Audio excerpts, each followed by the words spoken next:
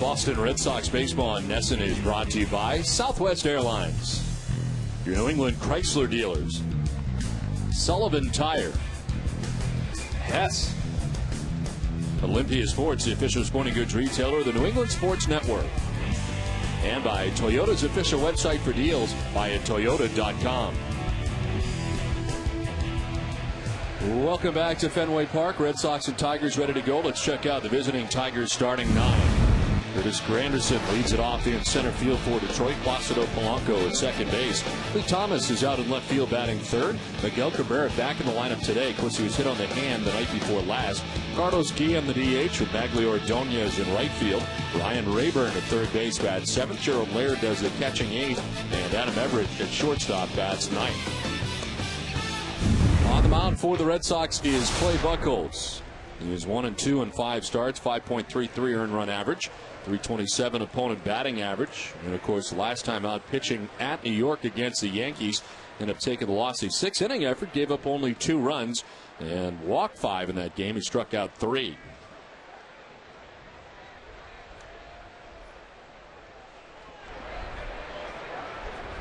Curtis Granderson standing in for the Tigers to get it started.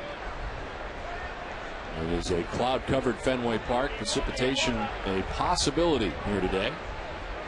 As Granderson takes strike one and we're underway. The Red Sox, of course, are taking the first 3 games of this series in impressive fashion.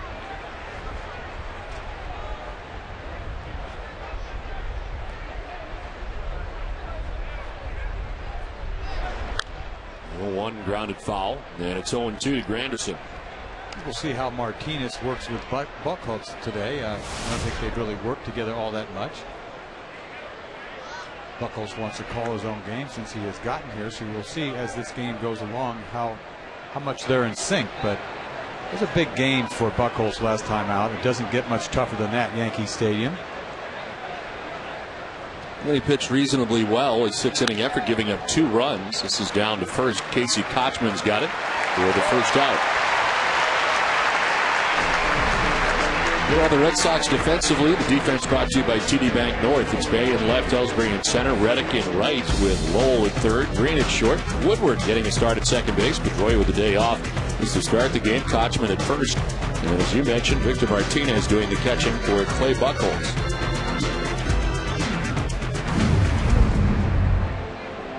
So 1 away here in the top half of the first inning, and Placido Polanco coming up. 277 season for Polanco, 7 homers and 53 runs batted in.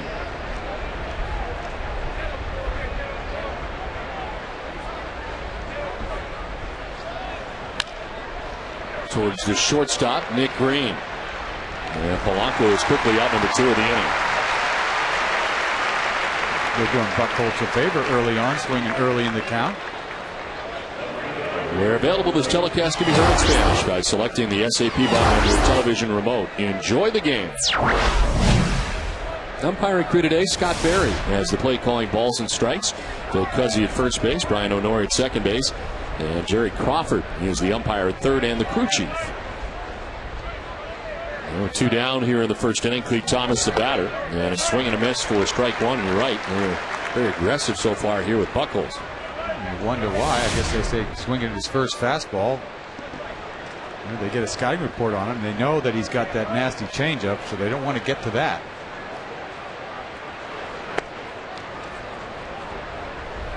A decent hook you see right there. This kid's got all the stuff. He really does. He just has to put it together, not try to over pitch. The light slate today in the American League. The Yankees are playing late night in Seattle. Kansas City and Minnesota are underway. They played 2 innings, tied 1-1, and Texas at Cleveland today. But that's it. The White Sox are off today. The team that is right behind the Tigers, they're 2 games back. And the Tigers, who started this series with a 3-game lead, still have a 2-game lead despite losing the first 3 games of this series. The road has been such a tough place for Detroit. They are now 23-36 away from Comerica Park.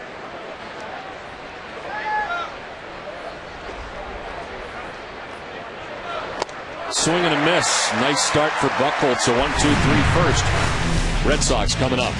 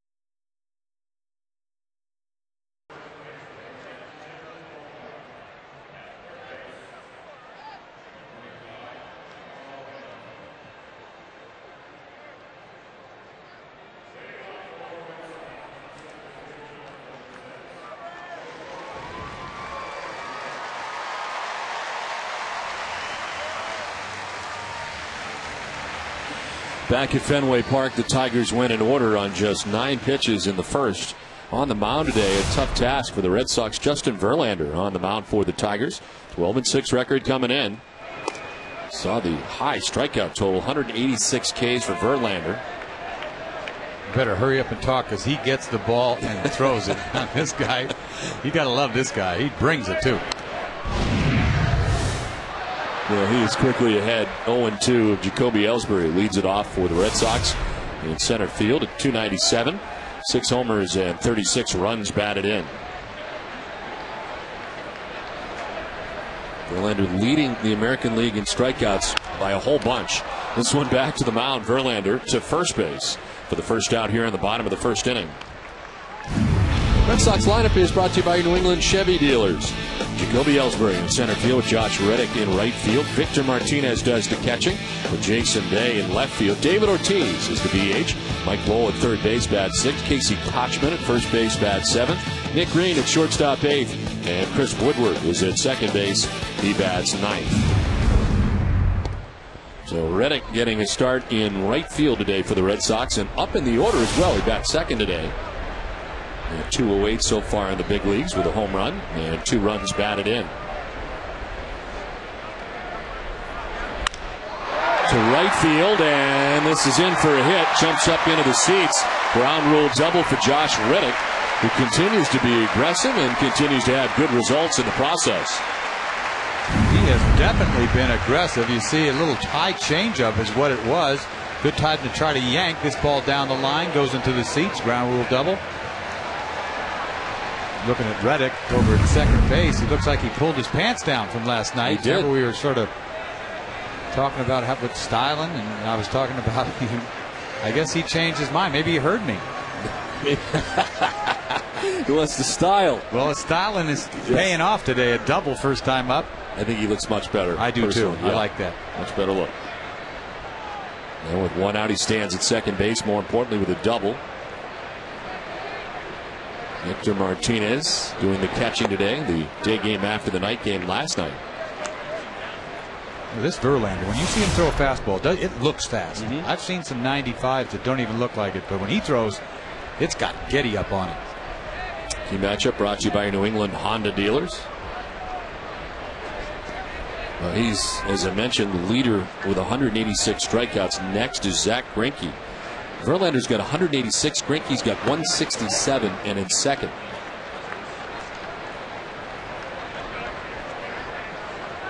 there's somebody going to give Beckett a run for his money for this Cy Young Award this year. This guy might be one of the guys that is competing for it. He's not the major league leader. Lincecum on the other side in the National League with 205 Ks already. It's outside and it's 2-1. League leaders are brought to you by Olympia Sports. And here are those strikeout numbers. 186, Greinke with 167. Second, of course, John Lester and Josh Beckett in the top 5. Look at those shades. You're pretty tough on shades. I know that. What do you think of those? I don't like those. No. I don't like those at all. They're not for me, but they look good on Josh. Yeah, they look great on him. He's got the rope working and everything. Yeah.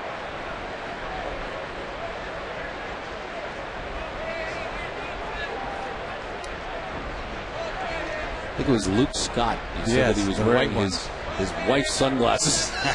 I never said that. Yes, you did. No, I didn't. This one is fouled off to the left. It's Luke Scott of the Baltimore Orioles, in case he's watching. I didn't Orioles say clubhouse today. It's Dennis Eckersley, Hall of Famer, the one and only Dennis Eckersley. I didn't say it. Yes, you did. I did not. I said it maybe off camera. No. Come on. No. It was on camera. Did I? Yes. I You said remember that. there's Luke Scott with his wife's sunglasses on. Well, those are a little better. Those are great. I'd wear those. Fantastic. 2-2 is down and in, full count. You see Verlander, he can't get his breaking ball over. It's going to make it a little tougher for him, but he's deadly with a good breaking ball because you have to respect his fastball.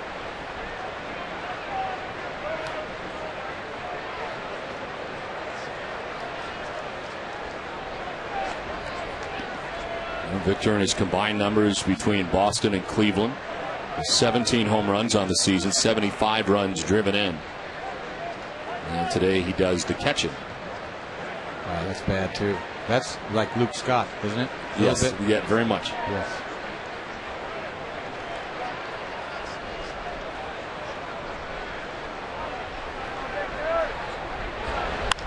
To left, opposite field base hit. Reddick will be stopped at third as Thomas gets it back in quickly.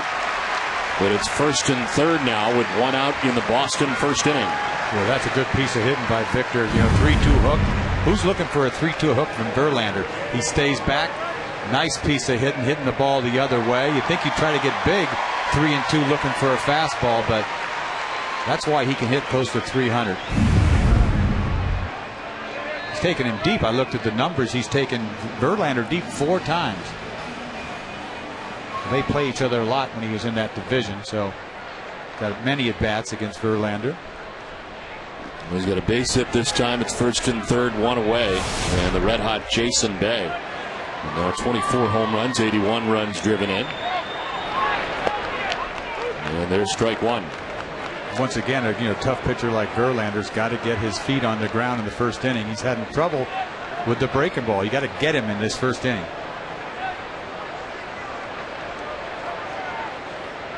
Reddick at third, Martinez at first. And Bay very late on the swing, 97 and by him. That's hair. That is major league hair right there. We drop it all the time, but that's where you drop it. This guy's got one of the best arms in the game.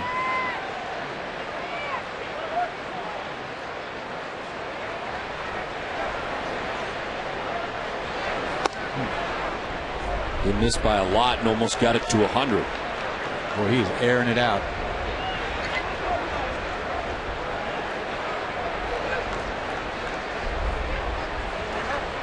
Loss in his last outing, 6 innings, giving up 5 runs on 7 hits against the Minnesota Twins. It's even at 2-2 now to Bay. And he dropped a changeup on you, 86 miles an hour. This guy's got it all. But can he throw strikes in the first inning? He's having a little trouble.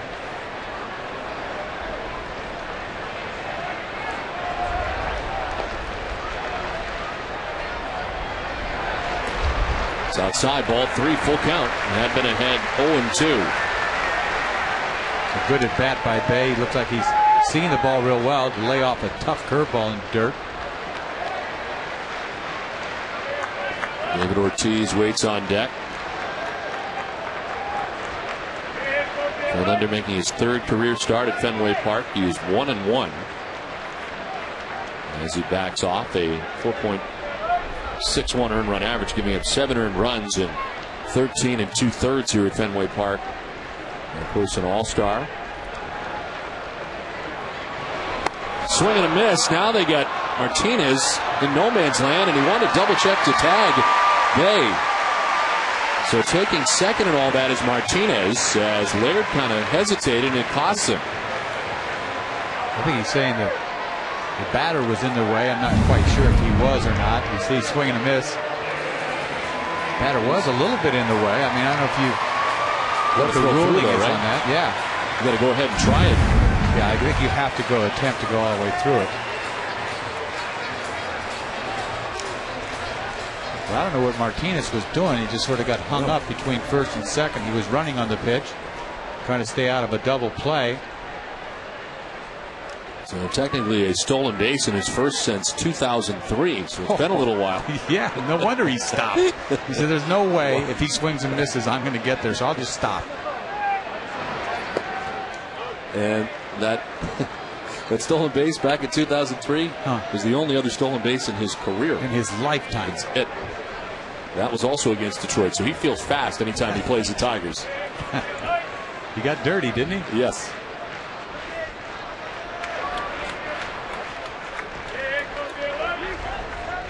Verlander just blew away Jason Bay on that 3-2 pitch.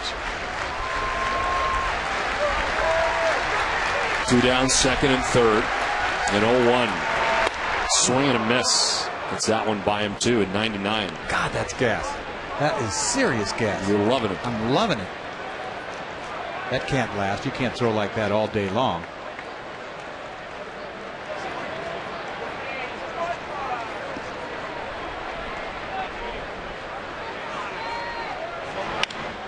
This one popped up foul, backing out of play, hangs at 0-2.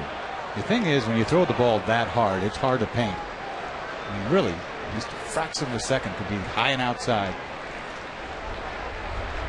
Like he just pulled that last fastball. He wasn't trying to throw that ball down and in.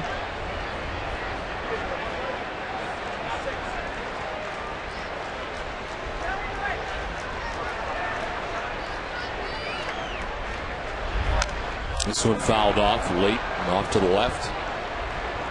Defensively, this is how the Tigers line up today. Clete Thomas in left, Curtis Granderson at center, Magglio Ordonez in right. Ryan Rayburn at third base, Adam Everett at short, Placido Polanco at second, Miguel Cabrera at first, and Gerald Laird, who caught the first game of the series, catches today. 2 outs, second and third, and Ortiz straightened up with that pitch at 100 miles per hour. 1-2. One bean, he's firing it up there. I thought a bean was a million. I don't know. I'm bean, confused. Just round it off, man. Just bean, little bean, big beans, whatever. They're all beans. Swing and a miss. Ortiz strikes out. Verlander out of the jam on back-to-back Ks of Bay and Ortiz were scoreless.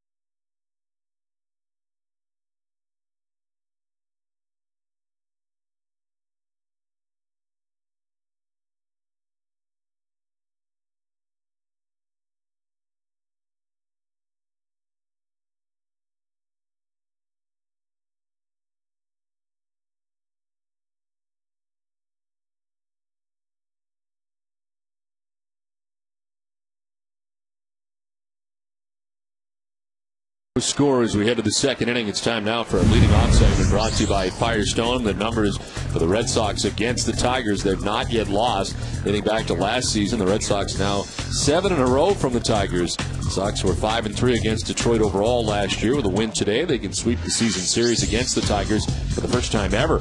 Boston has lost just one game in a season to Detroit 4 times. Last time was 2004 when they went 6-1, and if they lose today, that's what will be the season series this year. Well, it's on to the second inning, a cloud-covered day here at Fenway Park. Scoreless after one inning as Miguel Cabrera checks in on the right side for the Tigers. He'll be followed by Carlos Guillen and Maglio Ordonez here in the second inning. There's strike one to Cabrera. Cabrera, whose x-rays were negative on his hand after being struck with a pitch the night before last. I understand why the Tigers were upset. I mean, he is the Tigers right in the middle of their offense. They're a superstar, 23 homers, a .328 batting average. This guy goes down and they're in big, big trouble. Oh, absolutely. I think their offense is a little tired to begin with, and playing in a ballpark like they do, it helps their pitching, but this offense, I don't know how they can go about scoring runs in their ballpark. Cabrera with a wave, and he strikes out. Second strikeout for Buchholz. There's one away. Let's check in with Heidi Watney. Well, Don, because of that melee between these two teams Tuesday night, Clay Buchholz told me he is well aware of the heightened emotion between these two teams and that he needs to be careful pitching inside. The rest of their games in this series are going to be pretty tight just because, if you accidentally do let one slip and it gets somebody, you might be out of the game in the second or third inning, and there's another thing that would put tax on the bullpen. And, you can't change your game plan. You might have to change a couple of pitches in some situations, but, yeah, I believe you still got to go with the inside corner, inside part of the plate, even though there is that there's a result from if you hit somebody. Now, Buchholz, who turns 25 tomorrow, told me he didn't feel comfortable in his first couple of starts, but now he's into a routine. He says he feels more like part of the team than just a spot filler. Don? Okay, Heidi, thank you very much. I'm sure that comes with time as far as feeling more a part of being around here. But kind of a tough mindset heading into a game and kind of worrying a little bit about that inside and whether or not you go in there or not. You got to go in there, right? Yeah, definitely. I mean, he's not a type of guy that really goes in there all that much, but we always talk about him just establishing his fastball, not necessarily in, but every pitcher needs to go in. You don't necessarily have to throw a strike inside. You're trying to make a point, so you can set up the next pitch or what have you. Because when hitters know that you won't come inside, pitching becomes that much tougher. I mean, they just give away the inside part of the plate, and then, you have problems. But I'll tell you, Buchholz could make a lot of hitters look silly. You saw him strike out Cabrera, one of the best hitters in the game, with a lame swing. That changeup will make a lot of guys look silly.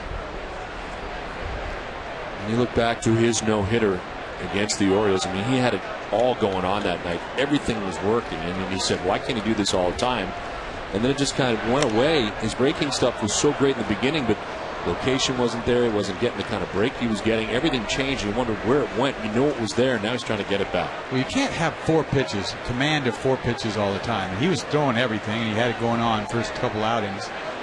And then, it goes away from him. And when he doesn't throw well, he throws balls, and he looks like he's not challenging anybody because he's using all of his pitches. Sometimes he go out in the first inning and show every hitter everything he's got, which I think is kind of silly. Look at that. Swing and a miss makes Guillen look silly. That's 3 strikeouts in a row, 2 down here in the second. This is a big league changeup, and the American League really has not seen Buchholz with his best stuff. And you will see a lot of swings like that.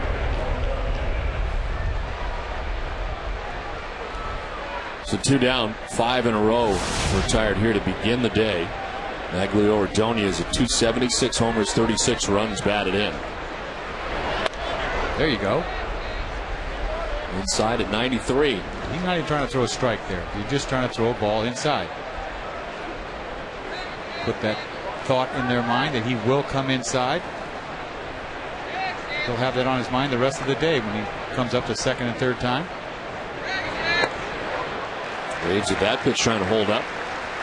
And that's pretty nasty. You talk about a ball running in his chest and the next ball biting down away. Hitting is not easy to hit, especially when you got stuff like this kid's got.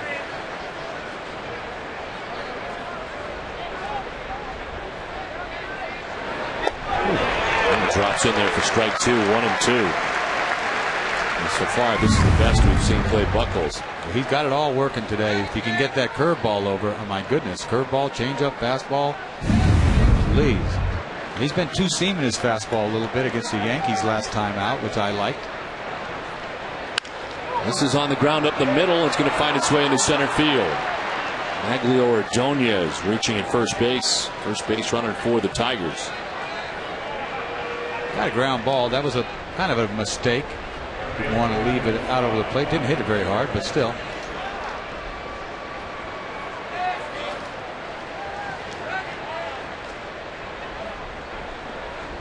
The 2 down. Ordonez at first, and Ryan Rayburn is the batter. Rayburn at 256, 6 homers, 29 runs batted in, getting a start at third base today. Brandon Inge with the day off.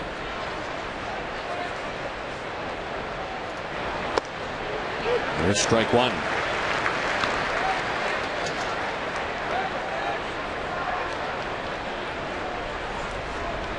Brandon Inge playing in the first 3 games of the series. And today starting the day on the bench. Rayburn came into last night's game as a defensive replacement in left field. Makes a ground ball this time to Woodward at second base. And gone to the Tigers in the second with 1 inning and a half. No score from the Femmes.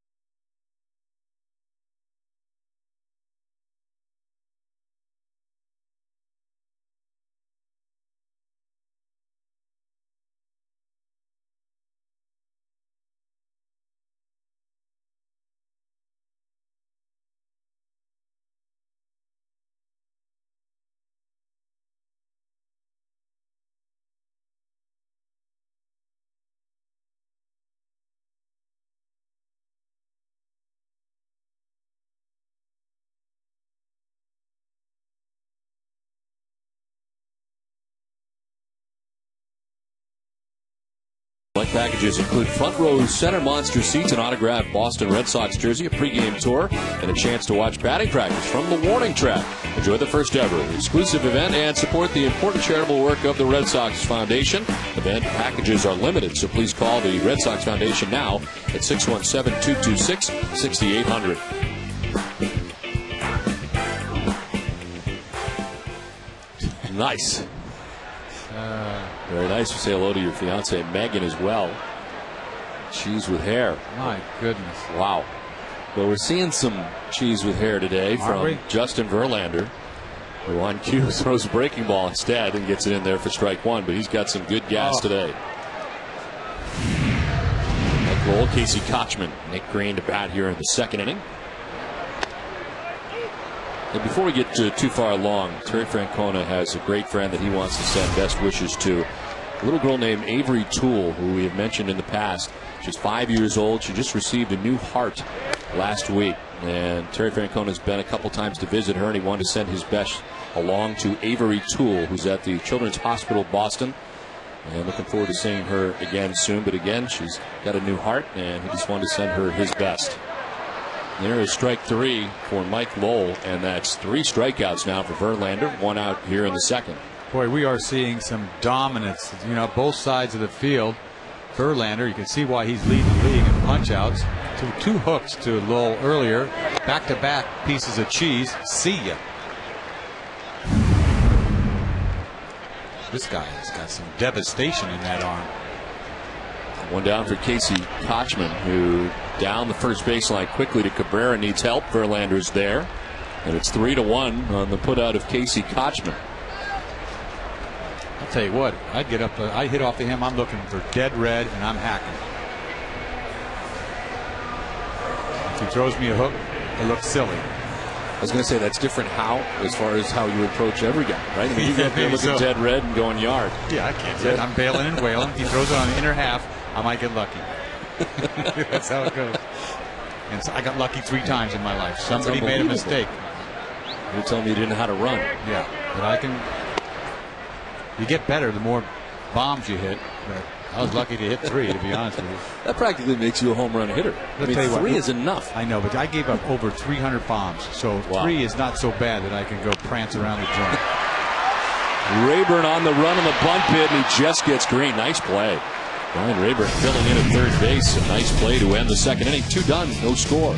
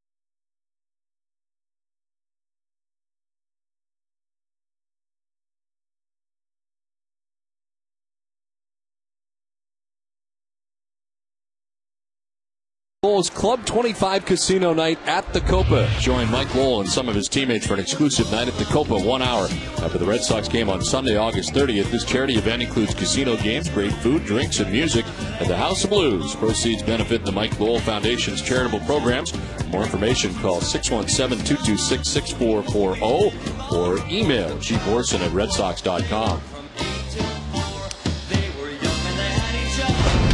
Great producer Russ Ken is here today with his kids at Fenway Park enjoying the game before we travel to Texas after the game. He's hanging in, having a good time down there at Canvas Alley. He's got some cute kids. They're great, aren't they? Mm-hmm. Amanda, Drew, and Nicholas all checking it out today. Russ is really having a good time. It may not look like it, but in the inside he is. Speaking of kids, the day before the game, celebrating the armed forces. Yes. My son just went into the Army. He's in boot camp as we speak right now. So, wow. I mean, it touched me, you know, when you have your own son joining the Army. It's just, it's moving. Yeah, no doubt about it. I mean, are you able to talk to him during that process? Not at all, really, right? No. Excuse me. I haven't heard from him yet. It's been about a week.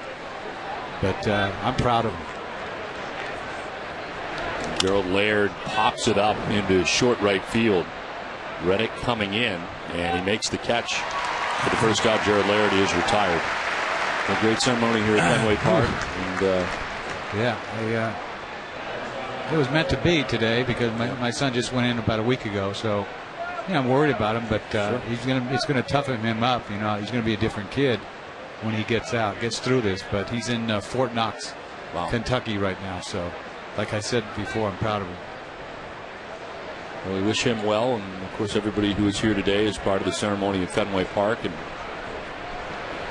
It's a great thing the Red Sox do here every year. Many teams around the majors as well, but certainly done right here as always. One down. Adam Everett is batting for the first time out of the 9 spot. And grounds it foul over by the Tigers dugout.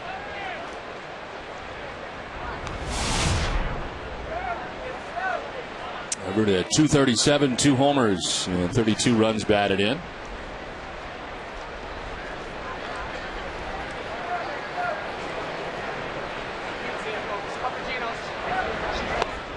Aims at that pitch. Buchholz continues to mix it up and mix it up with success. Changed up that time and jumps ahead 1-2. Boy, this is the best I've seen Buchholz up to this point. Don't want to jinx him, but he's throwing the ball so well. Has everything working today. Down the line and right, well placed Woodward and Reddick, and the first baseman Kochman. What a play! Terry Francona was just talking about Kochman today before the game. He said, you know, anytime you play the Angels, he was one of the issues. You know, you think of all the big guns the Angels have had, but he's the guy that was kind of a pain in the neck. You think about it, he was great defensively at first, always seemed to make a big play. And he said, it's great to have him on our side now, and there's a great example. It really is. He was the only one that's going to have a shot at this ball, and was the kind of athlete that he is. Everybody thinks first base is so easy to play. It's not. These guys make it look easy.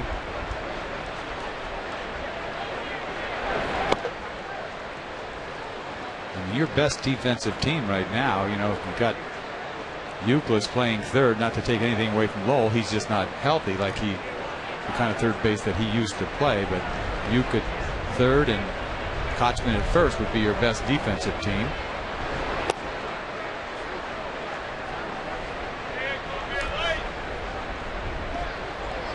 Two down, the bases are empty. Curtis Granderson ahead in the count, 2-0. Grounded out to first base in the first.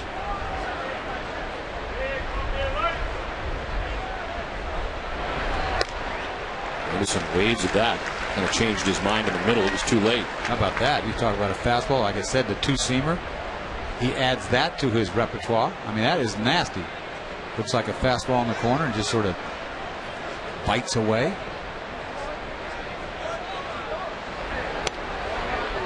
Saw the Texas Rangers score today. They are winning against Cleveland on NESN.com scoreboard, and the Red Sox beginning the day a game and a half ahead of the Texas Rangers in the American League wildcard race. And of course, Red Sox after the game today traveling to Texas to begin the weekend series against the Rangers. A little number down third baseline. A better kick foul because Granderson's got great speed. It does. Hurry into Olympia Sports for the buy one get one 50% off footwear sale going on now. Olympia Sports, get it for less.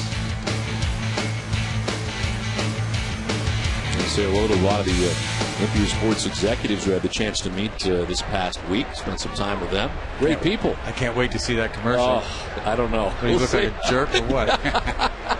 Pretty much. That's what they do. Yeah, that's me. Yeah. Been there, done that again. There's ball 4.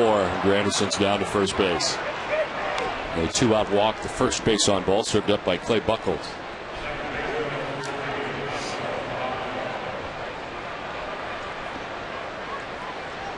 Granderson over there with 20 stolen bases. You're going to be with 2 outs. You know he's going to take a shot at some point.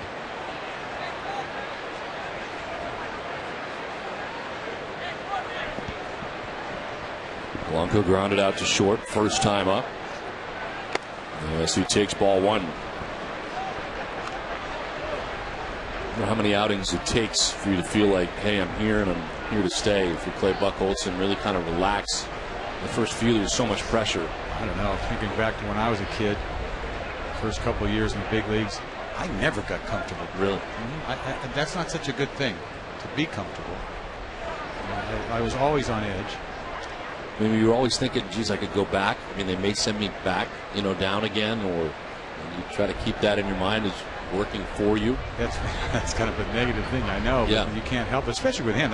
Some of these starts early on, he knew that, boy, I better get it together. because it happened before. I mean, it was absolutely devastating what happened to him last year. And that is bad. You know, he throws too good to have what happened to him last year happen. Those numbers were ridiculous.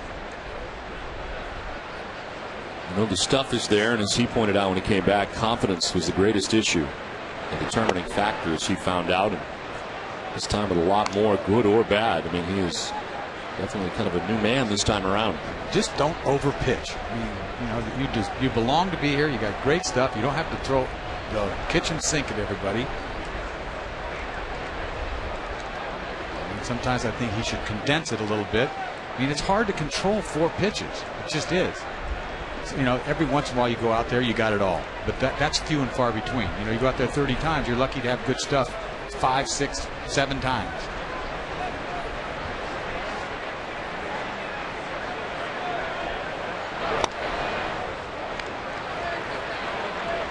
He falls behind 3-0 after walking Granderson. For me, it took me a while. I said to finally believe that I belong. I belong. And it doesn't make you complacent, but you finally don't try to overthrow anything. I mean, I used to think you had to throw the ball as hard as you can because you're in the big leagues. Wait a minute. You don't have to do that. You're better off when you're not because you can paint. There's a strike 3-1. Better control when hooray. Yeah, hooray for 95 when it's right down Broadway. I mean, it's no good. No, 90, turn that around. Yeah, 92 paint says a lot more. And that comes within, you know, stay within yourself, all that stuff. That's what it's all about. You've got to relax, make your pitch to pitch. Don't get ahead of yourself. Don't try to make everybody look silly, too. Close, and they almost got him, but he's back. Granderson leaning the wrong direction. Well, that is a quick move right there. I didn't know that he had that quick of a move. But he's got too big of a lead to begin with. He almost gets him. You know he's going to want to run sooner or later.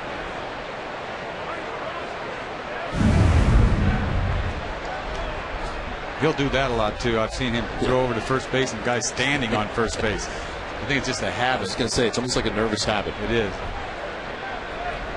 I'm going to throw over no matter what. I don't care what he is doing. Yeah, he's going to pick off the first baseman is what he's going to do.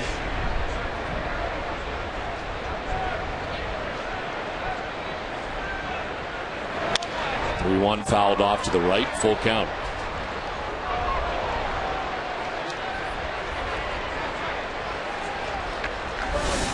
Clete Thomas waits on deck, 2 down here in the top half of the 3rd inning. A 2-out walk for Granderson. Then Buchholz got behind 3-0. It's a full count now. Granderson will get a running start at first base.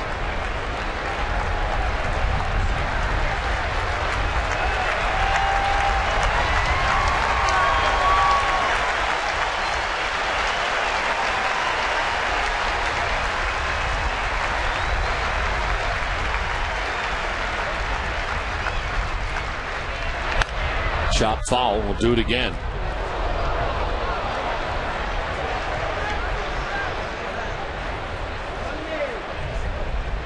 Tough guy to strike out, like you said. And he punched out 3 times in this series, or was it over the course of the last couple of games? And he struck out on split fingers. 1 changeup.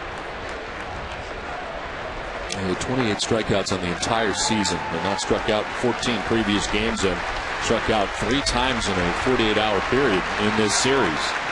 Buchholz trying to get him again. There goes Granderson and a fly ball to right. Reddick was shallow. He's got to go back, and he makes the catch. Good adjustment, backpedaling to make the grab. We're scoreless after 2.5.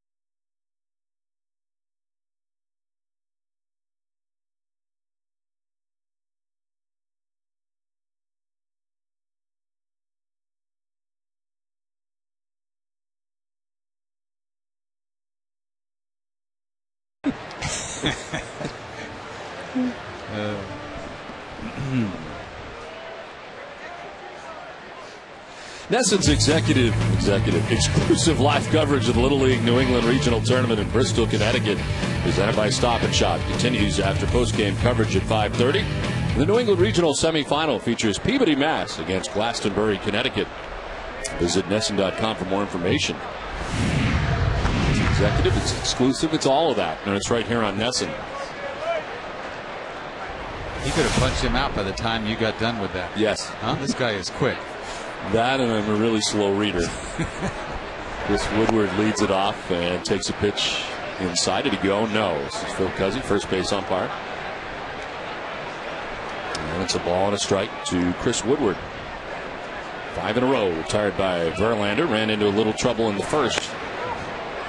He's one of those guys, if you don't get to him in the first, you may not get to him at all.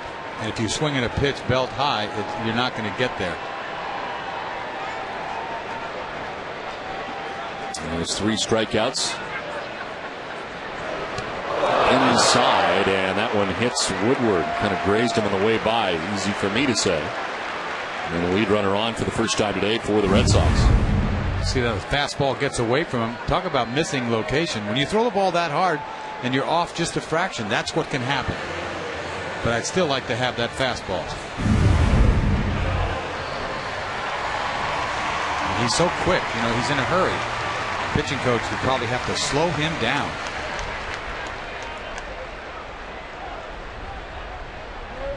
Top of the order, Jacoby Ellsbury, second time through the Red Sox order.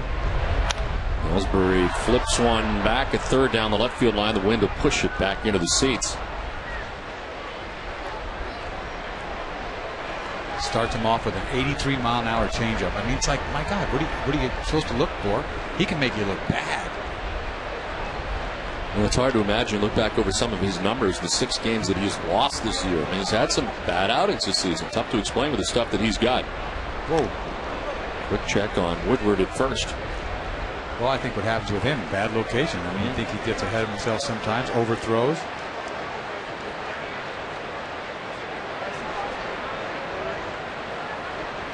He had a total of 10 wins before the break. Swing and a miss, and it's 0-2. He has 12 now. He struck out 149 batters prior to the All-Star break, making it the most by a Tigers pitcher prior to the All-Star break. It's Mickey Lolich with 156 Ks prior to the break in the 1972 season. Tell you what, pitching wow, Comerica Park helps a lot. See right there. Just a little. Ellsbury gets into this a lot out towards deep center. Back goes Granderson. And he makes the catch shy of the track for the first out of the inning. Set it down to Heidi. Well, Don, Justin Verlander has had some trouble in his last 2 starts. He's given up 5 runs in each. And I talked to his manager, Jim Leland. He told me the 26-year-old ace is still learning how to control his emotions. He's been hyped up again. I think, sometimes I think, he sees the 20th win before he sees the 11th win, and I think that's an issue that, he's still learning. I mean, a lot of people think he's this big veteran pitcher. He's really still a relatively young pitcher, and he's learning every step along the way. And then, this will be another good test for him pitching here. But I think he just has to calm down the emotions a little bit. Now, Verlander has been hit pretty well by the Red Sox with a 5.49 ERA in 3 games, but he hasn't faced the Sox since May of 2008. Don? Yeah, Heidi, thank you very much. Well, that's an interesting point of view there from Jim Leland. Yeah, that's a nice analysis of it, because I think that a lot of pitchers get ahead of themselves. He wants to win his 20th. Calm down. Wait a minute. Let's worry about number 11 first.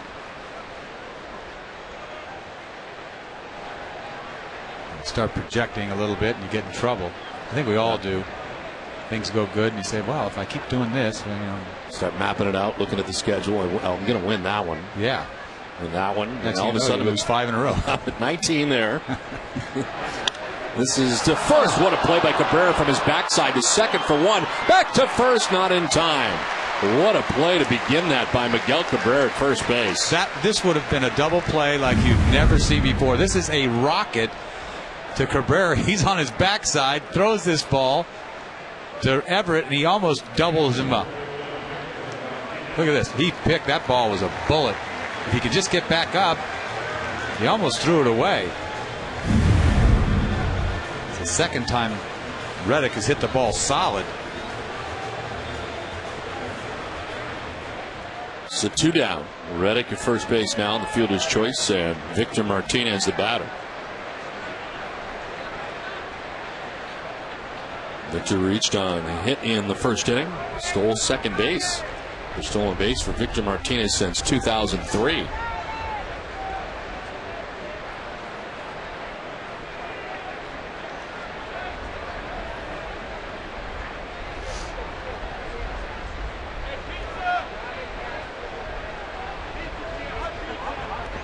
This one bouncing in, knocked down by Laird. And Laird, you're talking about one of the best in the game as far as throwing out base stealers, always has been since he has been in the league. 41.4% of runners attempting to steal. It's 24 out of 58 that he's gunned down. Leads the major leagues with 24 catcher caught stealings. It's not on 11 of the last 21 attempting to steal. I mean, that is incredible. You know, nowadays especially, every time you look at a catcher, look at catchers around the league, say what's his percentage throwing guys out? Lucky to be 20%. Right. And Varitek, they steal him blind, but it has nothing to do with Varitek necessarily. You know, pitchers really don't. Pitchers dictate who's going to run and how you can throw guys out. And not everybody's quick to the plate.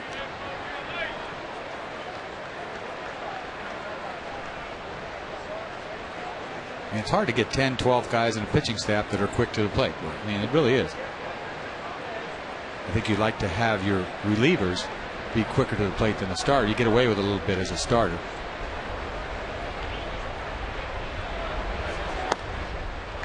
Missing for ball 3, 3-0. Has been concerned with Reddick at first base. Seems to have taken him off his game here for a second. 3-0 the count. There are the numbers.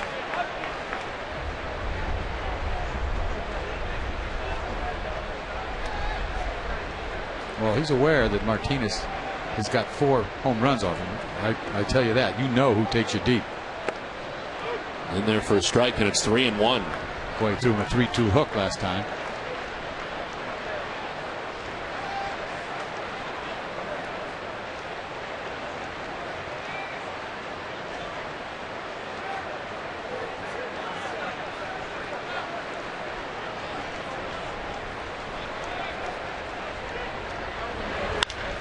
On the ground and into right center field, out of the reach of Polanco. Heading for third is Reddick. He'll get there. And Victor Martinez is 2 for 2. Well, his success against Justin Verlander continues. Well, he's got to throw a strike to him here. 3-1 fastball. It's out over. I'm surprised he got to hook this ball up the middle. Looked like it was going to be a ground ball to second base. That ball was away from him, and he still hooked it. Hit it hard.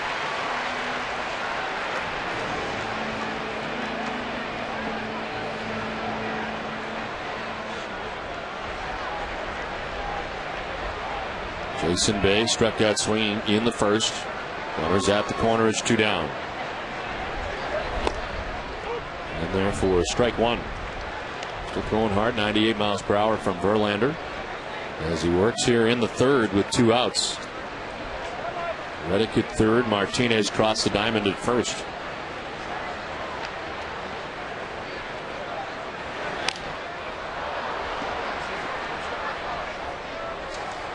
Well, the SBLI A-plus performer of the series is Jason Bay. In these uncertain times, there's one thing you can count on. Your family's future is safe with SBLI of Massachusetts. SBLI, the life insurance company rated A-plus by AM Best. For superior financial strength, get your free quote today. Bay 6 for 10, 3 homers, 6 runs batting in. Coming into today, but this time strikes out. And the Red Sox leave a pair. We are scoreless at the end of 3 from Fenway.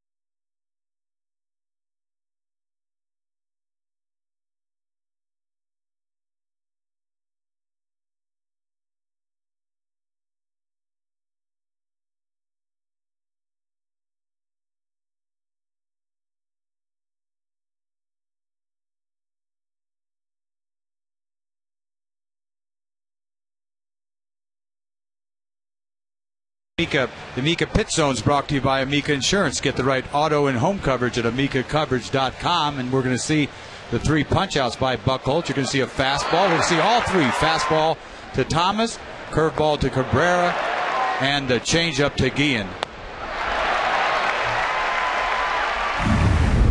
The kind of talent this kid has. He can make you look silly on any pitch.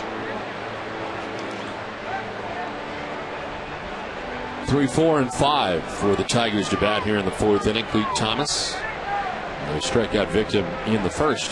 One of those 3 strikeouts you just saw. And it's Thomas, Cabrera, and Guillen in the 4th inning for Detroit. Leaves at that pitch for strike 1. There's some serious pitching going on today. Think about gas on one side, and this kid over here, he can get it up there too, but this changeup is one of the best in the game.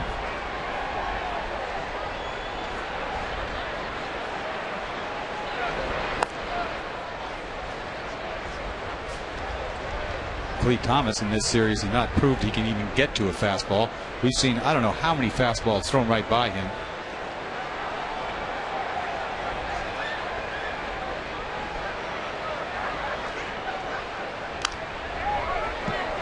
Runs it foul and is down to the count 1-2. He was 0 for 3 here last night with a strikeout. Played in left field and right field. You think you could throw one by him right now after 2 changeups. Just air it out. There it is. Fastball away. Go get him. This is away at 94, and it's 2-2.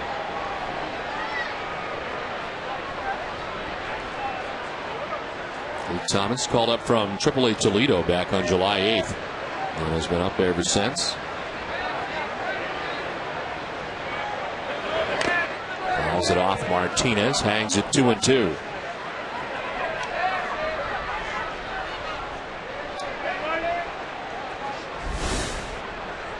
Cabrera, then Carlos Guillen. As the Tigers bat here in the 4th inning, day baseball from Fenway Park.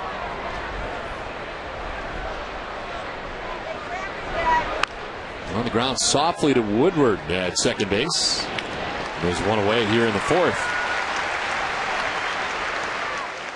Be sure to watch the Ultimate Red Sox Show presented by Arbella Insurance this Sunday at 12:30. This week, Heidi brings us a look at the Red Dogs' return to Fenway, profile to the Red Sox 2006 draft class, and much more. It's the Ultimate Red Sox Show presented by Arbella Insurance, here for good. One down in the 4th, and Miguel Cabrera, the batter, he struck out, swinging his first time up. This is pitch number 50 for Clay Buchholz of the day. And it's a line drive to right that will not be caught by Reddick. Kicks off and behind him as Cabrera heads for second. The throw's not going to be in time. That was a tough one. Little indecision out there as to whether to play it on a hop or not. He decided to try to catch it. And then it glances off him to his right. He's lucky it didn't get by him. Oh, yeah. He thought this ball was going to. He wasn't really quite sure this ball was going to sink or not. He stutter stepped a little bit, went sideways. Looked like it got him in the shoe. Ball sunk quick on him. Too quick. In fact, it got him in the toe of his back shoe. It's a tough play there. You know, you don't know whether to charge it or not. Line drive right at you. Probably one of the toughest plays you're going to make. You know if it's going to sink or sail or cut. Ends up as a double for Cabrera with 1 out of the inning. Only the second Tigers hit of the day. As Carlos Guillen takes ball 1. That's the thing about Buchholz. He shows every hitter everything. They've seen some of, you know, they've seen his changeup. He's seen his curveball. It's nice to save that second time around.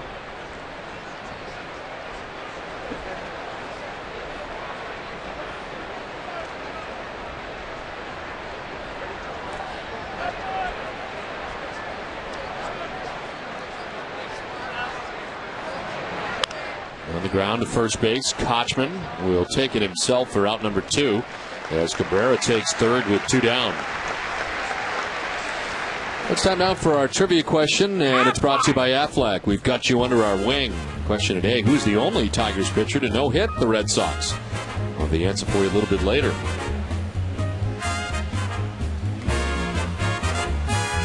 Yeah, I think I know that. I'm not saying anything. In just a little while, we'll give you the answer, and you can see whether or not you were right. I'm going to say it right before it comes up. 2 down, Cabrera at third. Naglior-Ordonez singled to center field first time up. And swings through that for strike one.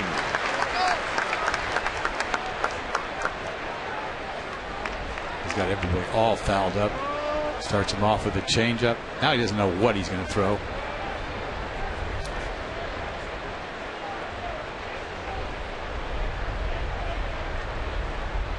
That's a hook. Here comes a little hook for you.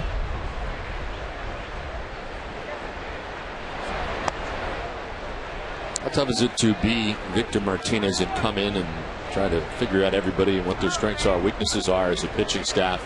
I mean, this late in the game. Oh, that's tough. I mean, really. I mean, look at all the stuff he has to deal with, let alone emotionally leaving an organization you've been with forever. I know what that's like. I mean, you're happy with the Red Sox, but a lot of work to do. You know, you better be socially, you know, you got to get with everybody and get along with everybody. And his English has to be pretty good, I assume by now. And he's made himself a good catcher over the years. I think when he first came up, they're always talking about he's boxing balls back there, but he's gotten better and better every year. But to get this pitching staff and know everybody, you can't. You got to have a couple of games with each pitcher before you can figure them out a little bit.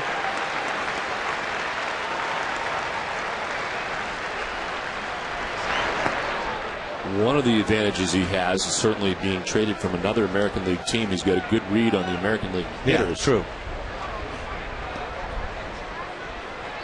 But, you know, every pitcher has their little things that they do and that you don't really know until you get those situations that come up. Some games you go out there, it's an easy game, it's a breeze, but all of a sudden those tough games when guys get on base, what are you going to get the guy out with? What do you like to go to? He's starting to learn right away. Buchholz likes to throw his changeup.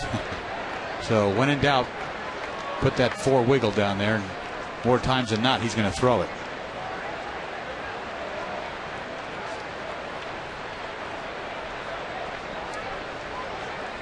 First real threat here by the Tigers. They've got a base runner at third and Miguel Cabrera with 2 outs in the top half of the 4th inning. They've got only 2 hits.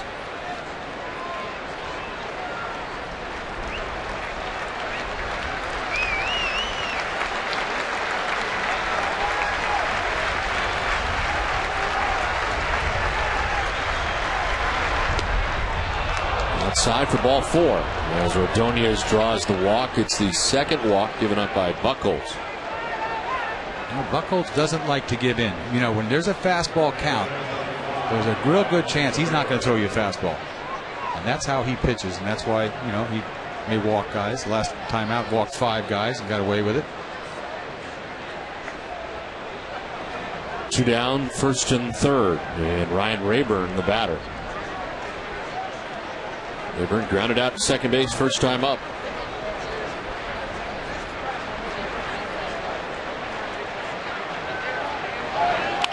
On the ground down the third baseline, Lowell's long throw off balance. 1 hop to first, not in time, and a run scores. About as deep as you can be at third. Off balance throw from foul ground is where it originates for Lowell. Rayburn beats it out, and the Tigers grab the game's first run. Ball not hit very good at all, right down the line. I think Lowell did everything he could. It's smart. He had to get rid of this ball. He just couldn't get anything on it. That's a long throw to try to get something on it. That's really all he could do. And if he threw this ball closer to the right side there, he might have had him out.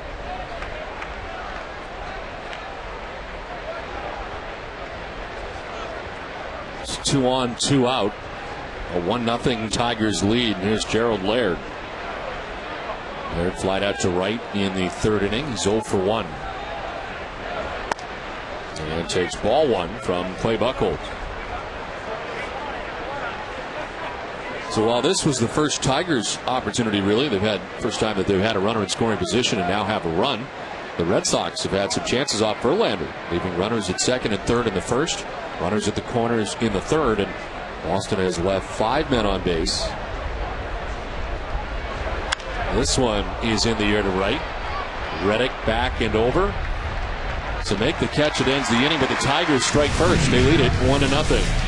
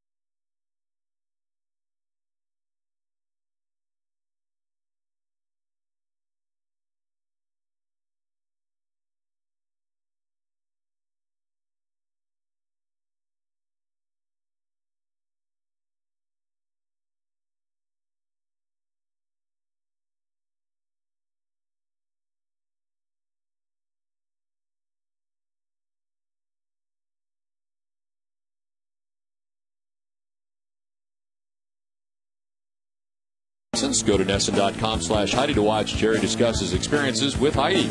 That's NESN.com/Heidi.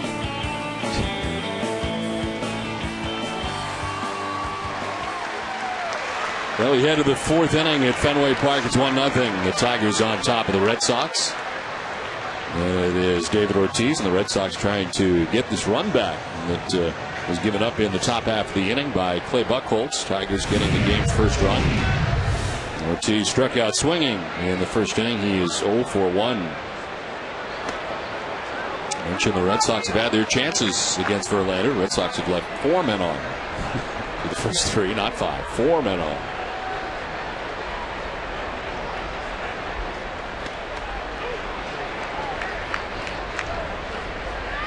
Well, you watch this catcher, Laird, have to put his fingers down. He has to put the signs as fast as he can.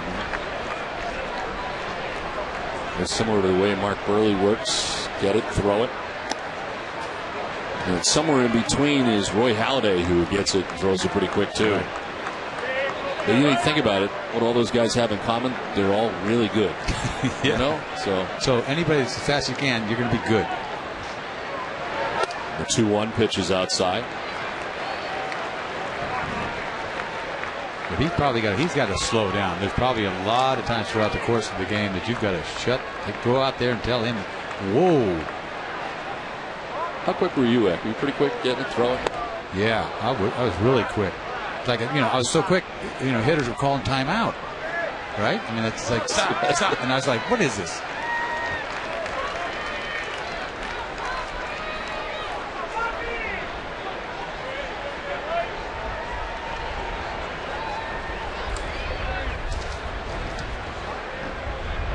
Swing and a miss. Gets that by Ortiz in 98. 5th strikeout for Verlander. Second time he's got Big Papi. 1 down in the inning. It's time now for the Aflac Trivia question to answer. Aflac! The Senator. Jim Bunning is the answer. The question is, who is the only Tigers pitcher to no-hit the Red Sox? Jim Bunning, 1958. Struck out 12 in that game and walked 2. The Red Sox lineup had 4 300 hitters, including Ted Williams, who was 0 for 4 in that game. The Tigers have had 6 no-hitters in their history. Justin Verlander tossed the most recent one in 2007. That was against the Milwaukee Brewers. This one fouled off. And Virgil Trucks has 2 for Detroit, both in 1952. Jack Morris has 1, 1984. George Mullen in 1912 have the others. Interesting. Jim Bunning. I talked to him for a while. He used to be an agent before he became a congressman and then a senator. Yeah. Had a lot to do with the union when he was playing. Makes sense. Fly ball to shallow left center. Wynn knocking it back, and Thomas runs it down for the second out of the inning.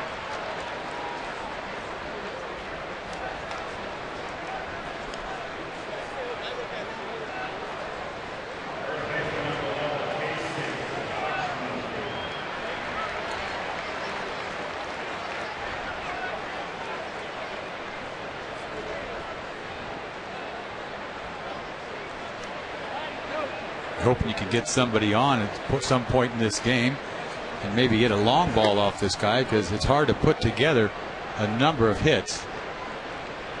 He's given up 14 home run balls this year, which is kind of average. Pitching over 160 innings. This one popped up foul, backing out of play. 0-2. That's just not fair. 86 and then 96. He threw that ball by Ortiz like he was standing still. You can see the frustration in Ortiz's eyes at the end of that at bat, just kind of looking out there. There's nobody like him, I think, in the American League this hard.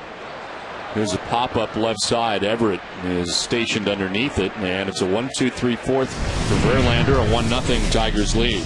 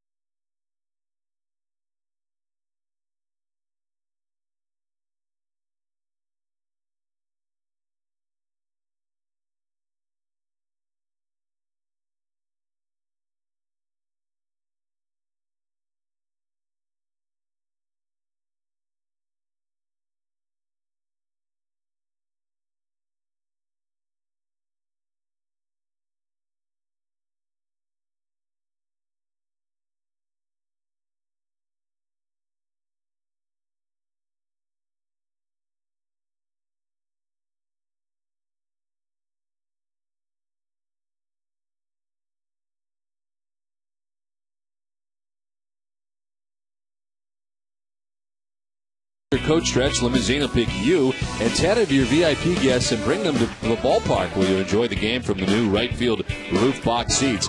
After the game, the limo will bring you to the destination of your choosing. No driving worries, just great seats and top-of-the-line chauffeur service. A limited number of spots remain, so book your Red Sox limo package by visiting redsox.com/limo.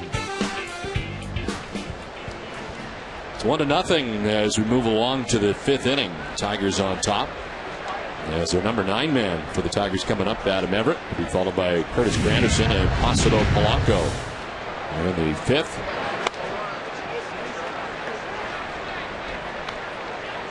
Everett fouled out to the first baseman, Casey Kochman, a great defensive play in the third inning.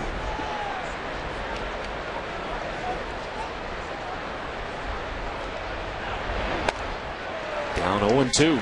This has been a great pitching matchup here today. Clay Buchholz and Justin Verlander. A little scratch run last inning off of Buchholz.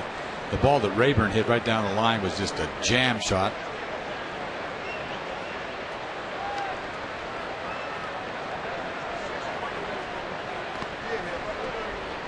An infield hit to score a run for the Tigers. Started with one out. Miguel Cabrera with a double to right and a sinking liner. I think was kind of indecisive as to how he wanted to play it. And tried to catch it. It kicked off him and turned into a double. Cabrera would score on the infield hit by Rayburn. And it's a difference in the game as this one fouled off and the count hangs at 1-2.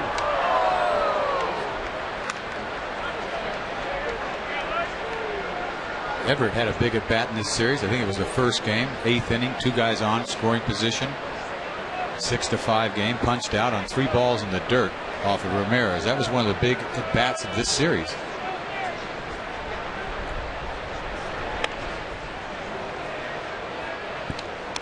This has not been a fun one for the Tigers, not just this series, but the season series. Red Sox have won all 6 games so far coming into today. And if you date back to last year, it's 7 straight games and 11 in the last 13. To third, Mike Lowell. And there's one away here in the 5th.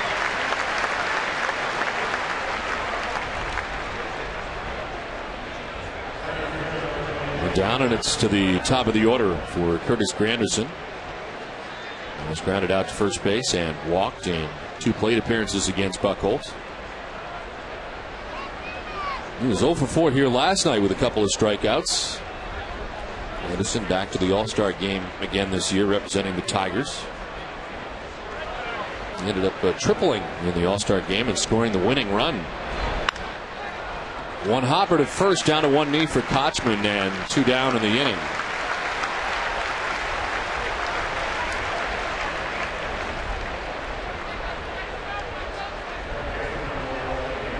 Visit the official online shop of the Red Sox at redsox.com. Browse the largest selection of authentic team gear, including clubhouse caps, t-shirts, jerseys, collectibles, and more. Get your team gear straight from the source. Shop redsox.com shop. 2 down here in the 5th. And Placido Polanco, the batter for the Tigers. He is grounded to short, fly to right. He stung that ball to right center field in the first time up.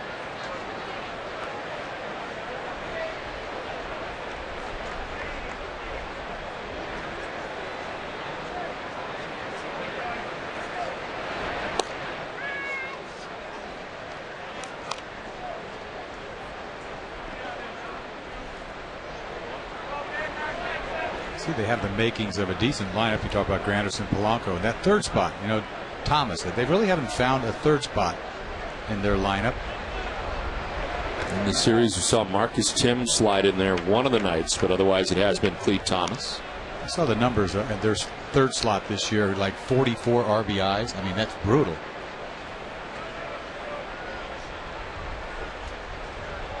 Because you get to 4, 5, and 6, and that's pretty good. Cabrera, Guillen, and Ordonez, all good hitters. This one fouled down the right field line. 2-2. You'd think Ordonez is hitting 350 this year because he wears out the Red Sox. Right, but he's not, and that's why he's batting 6th. Right. Because that really would be his spot normally. So it's glaring to me. This offense is totally glaring without Ordonez on top of his game. And Ordonez batting in the 6th spot, hitting at 270, 6 homers, 36 runs batted in. Doesn't seem right when you're thinking about Magglio Ordonez. Not even close.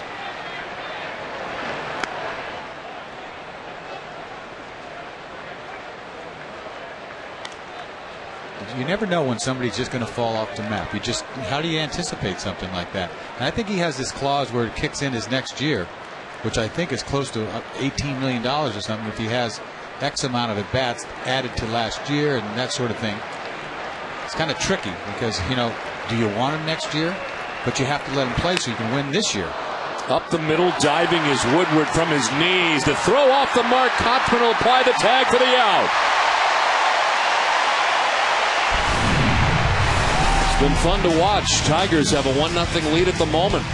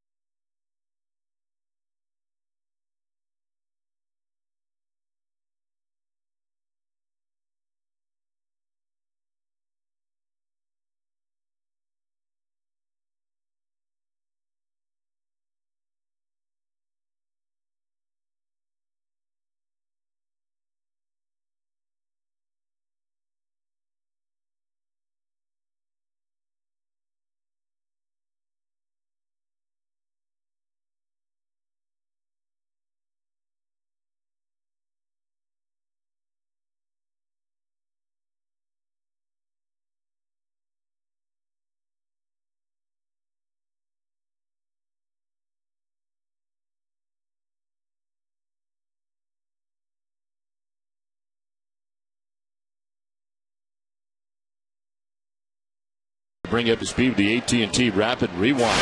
The Red Sox have been able to do nothing with Justin Verlander so far.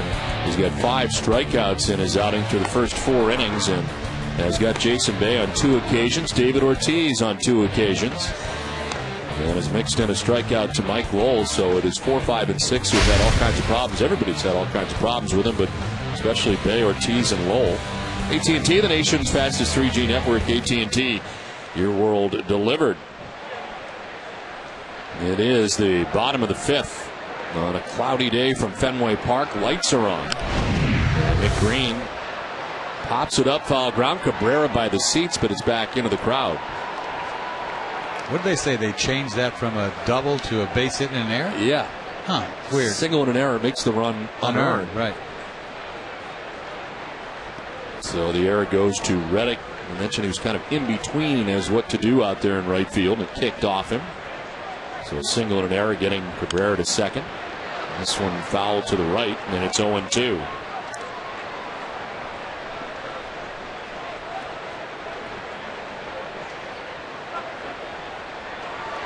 Screen now, then Woodward, who made a nice throw from his knees. And a great play at first by Kochman to end last inning. Nice combined effort. And then Jacoby Ellsbury, the bat here in the 5th.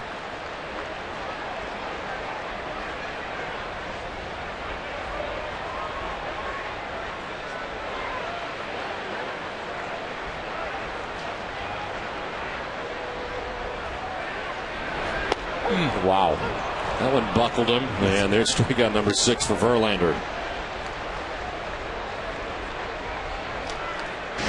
It's time now for the Mercedes-Benz E-Class Attention Assist of the game. And it's a play to end last inning. A diving, sprawling play from Woodward to fire to first, and Kochman, who had to apply the tag when the throw was off the mark. They get it done. One down for Woodward, who gets hit again the second time. This one's a breaking ball. First one grazed his shirt on the way by. This one just breaks in the wrong direction and hits him in the back. Fans are sort of reacting to it, but this is a curveball that starts way inside. You know where to go when the ball starts out. You know, the curveball starts out at your head almost, the way it breaks so much. It wasn't that far inside. But when you're looking for a fastball, you're trying to stay in there. One out base runner for the Red Sox. Top of the order, Jacoby Ellsbury. Throw to first, and just back is Woodward. Wow. Some close plays if he gets off the base. It was a good time. Wow. He got him. That was a good time to throw over there. He was sort of jumping out into his lead. He pulled his hand back initially, trying to elude the tag, and then he knew he was out. Yeah. Because he said he got it back in without being tagged, but I don't know. Looked pretty close. I thought he made the tag, but we'll never know. Both pitchers have quick moves to first base.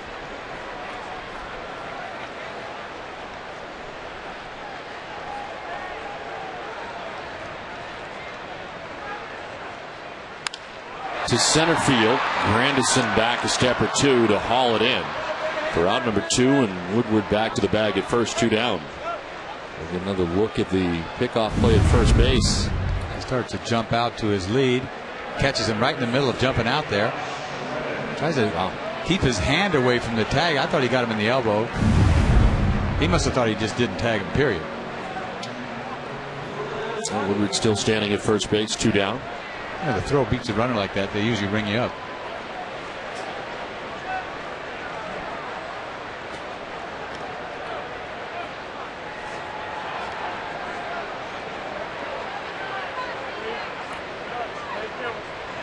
Josh Riddick, the batter, he doubled in the first inning, reached on a fielder's choice in the 3rd.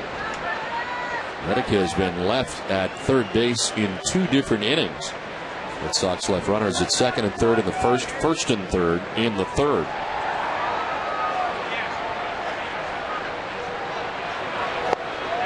As Riddick takes strike 1.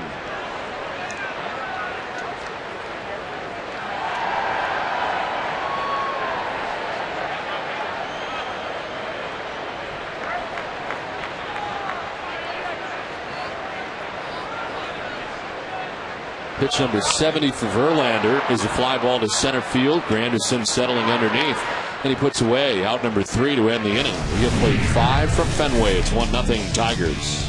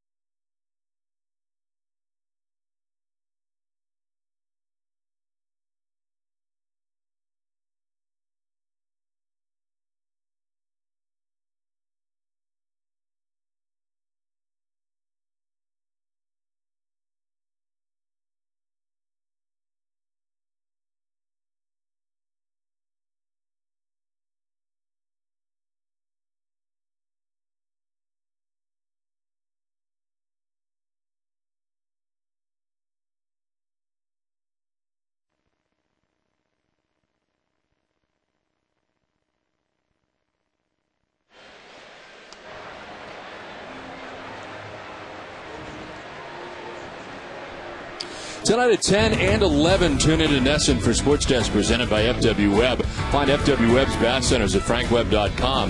Host John Chandler previews the Sox-Rangers series, a full recap of the Patriots preseason opener in Philly, plus highlights from the first round of the PGA Tour Championship. It's Sports Desk tonight at 10 and 11, brought to you by Frank Web Bass Centers, where August 28th and 29th are tax-free in all showrooms. Sixth inning, Cleet Thomas to lead it off here for the Tigers.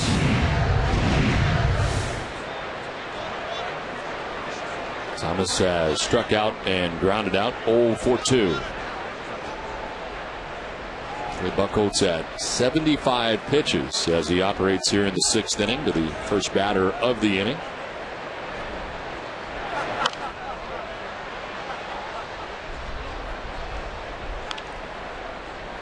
Well, the Red Sox beginning the day 5.5 back of the Yankees. As I mentioned, the Yankees headed out to the West Coast, and they take on the Seattle Mariners in tonight's action. CC Sabathia is scheduled to be on the mound for New York. Inside for ball 2, 2-1. You're involved like we are in this Red Sox doing the broadcast, and you're going to go on the road. I'm going to be left behind, but I could really, I feel badly for you. This is a grueling season. I've been on the other side of it as a player, but this up here is. Are you saying it's tougher up here? I'm just thinking about you, trying to be nice, knowing how to appreciate what you do. I appreciate that so much. It is true, though. This seems like this travel schedule this year for the Red Sox has been very difficult. Now you have the West Coast out of the picture. That's a good thing, but you have to do it the rest of the year. But that, I think, having that loaded up in the first half seemed like a lot of travel. Well, after the tough road trip last week, Tampa, New York, and the way they played, and all of a sudden come home. And now a day game on Thursday. I'm staying here. Right. But I woke up this morning going, thank God I'm not going to Texas. Right? Really. Well, we wish you were, but you're not. Have a nice trip. I think about you sometimes going to the ballpark and think, what is Eck doing right now? He is bronzing someplace. You know he's bronzing. I was busy, last time. Every year talk like I'm out to the beach somewhere. Right. I've been going to the beach. I've been busting. No, I was in San Francisco one weekend. That's right. Detroit the other. So, it hasn't been that great of a life. I think it's good. I think it's real good. Well, at the end of the bat, a lot of spin on it, but Woodward gets to it and throws out Cabrera for the second out of the inning. 5 straight ground ball outs for Clay Buchholz, and there's 2 down here in the 6th inning. We mentioned it last night. We'll mention it again. Frank Viola, Cy Young Award winner, is going to be joining us in Texas and in, where else are we going? Toronto. So that'll be interesting. Yes. I think he likes to chirp. I've heard he can chirp, right? We like that. We love guys that chirp. I like that, especially. Exactly. Analysts who have something to say. It's awesome. Yeah, and I'm sure he does have something to say. He had a great career. He really did. Cy Young, 1988. 2 down for Carlos Guillen. Wasn't he the MVP of the 87 World Series? I may be wrong. Sounds right. Sound right? Yeah. It's good company. I'll find out and get back to you on that.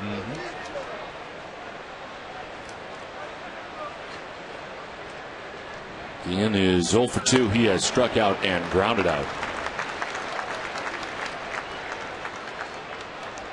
So I thought we had a shot with you in Texas because it is an outstanding hotel in Texas. Great pool, right? Tremendous. Tremendous. So I thought if the venue besides the ballpark was really good, maybe we could entice you. But in May, because the weather would be brutal here. Right? It will be about 1,000 degrees in Texas, but I don't mind hot. Okay. I really don't.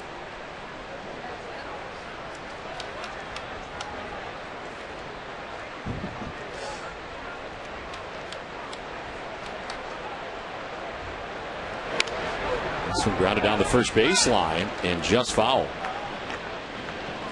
Buchholz over to cover in case. The call made down there once it passed the bag by Cuzzy. Prior to that, the responsibility of home plate umpire Scott Berry. It's got to drive him nuts having that chain. I used to have a chain back in the day, right? Everybody had a chain, the gold chains. Used to hit me in the tooth every once in a while when I threw. And then you see him going to it all the time, having to put it back in, put it back in. It's annoying. You'd think he'd take it off, but I did the same thing, so I can't get on him for it. Were you a one chain guy, or you had a Mr. T thing going on where you had? Oh yeah, that's right. No, I had a couple. More than one. Yeah. And then I finally did, just had one after a while. Kind of silly.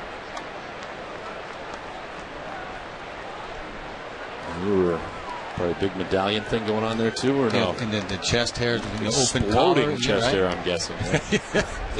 Open collar, big old medallion, right? Why not? With Eck on it. Hey, Eck, there he is. At least you forgot who you were. Exactly. To deep right field, back goes Reddick to make the catch, kind of basket style. Wasn't pretty, but in the end, successful. Tigers with a 1-0 lead.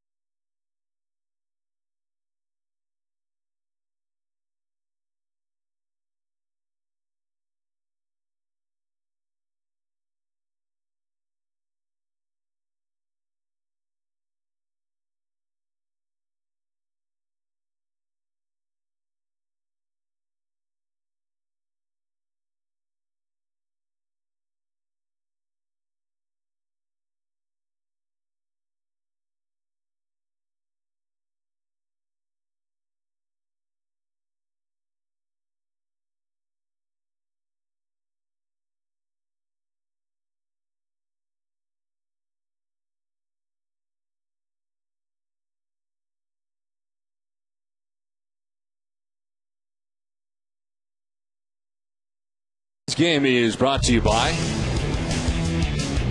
Comcast Town. Don't forget to stop by Comcast Town on Yawkey Way during your next trip to Fenway Park.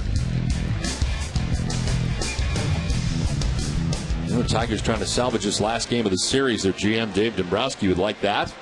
We're seeing Jim Leland together before, and world champion Florida Marlins together again with the Tigers.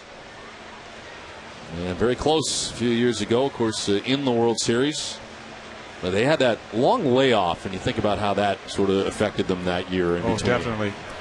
You could go back to a lot of teams over the years that had that big layoff. Colorado did, yes, right? 7 or 8 days. And that's like 2 All-Star breaks. That's my excuse for the years we went to the World Series. We had a big break the 2 years that we didn't win. Victor Martinez stands in, takes ball 1.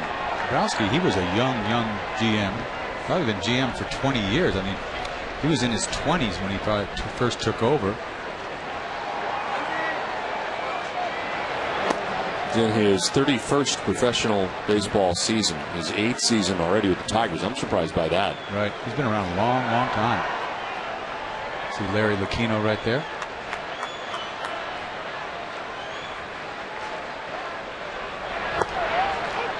Still getting it up there, 97.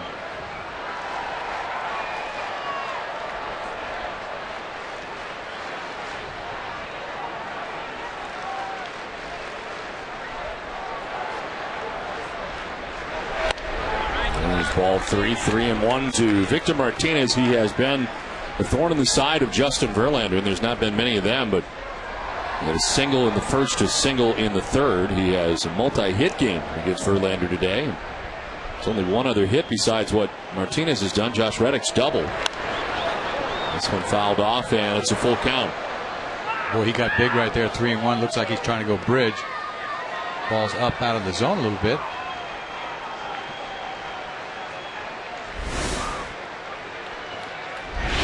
Jason Bay, who has struck out twice against Verlander today.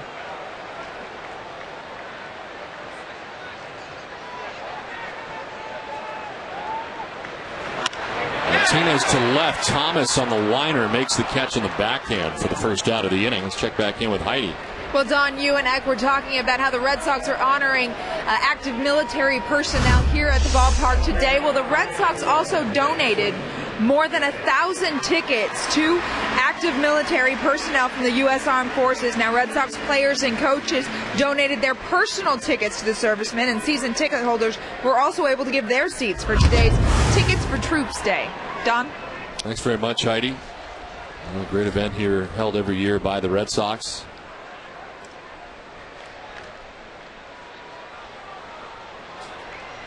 Via satellite, of course, from Basra earlier today. That was always a thrill to talk to them and having them come back here to Fenway Park. And this is the second year that they have done that via satellite. And it sort of wakes you up, doesn't it? It does. Like, it certainly does, yes. Brings it very much front and center.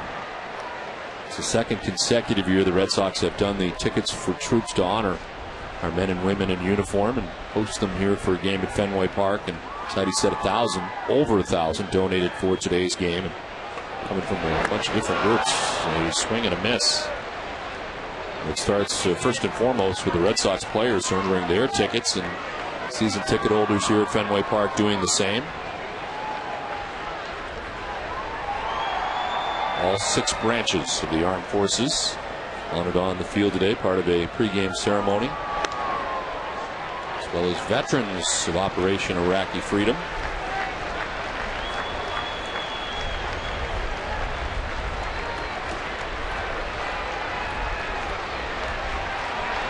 Is outside, ball 4. First walk of the day given up by Verlander, a 1-out walk for Jason Bay. It's good at bat for Jason Bay after punching out the first 2 times. Didn't chase that fastball this time.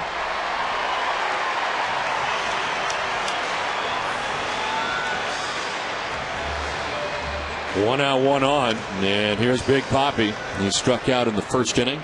He struck out in the 4th inning. Both times swinging in 2 of these 6 Ks for Verlander.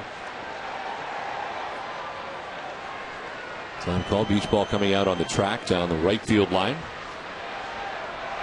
Thank God you don't see that much anymore. That used to be annoying. Beach balls, remember all the time. Every ballpark around. I remember you were talking about Bob Stanley. I remember him with the rake out there quite a bit. He put an end to a lot of those in the pen. It was funny. Kind of a sad death for a lot of those beach balls. He got into it. enjoyed it. It seemed like it really is. He wound up with that big rake. Yes.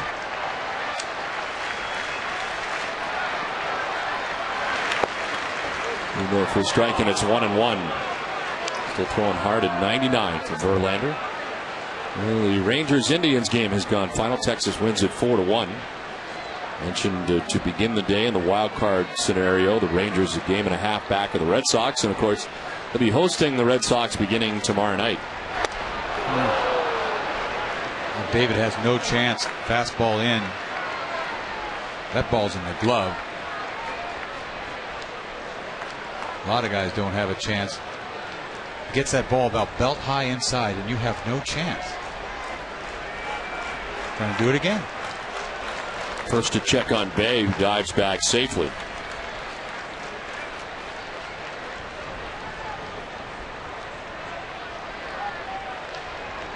Fastball in again. It's a piece this time. Stays alive, 1-2.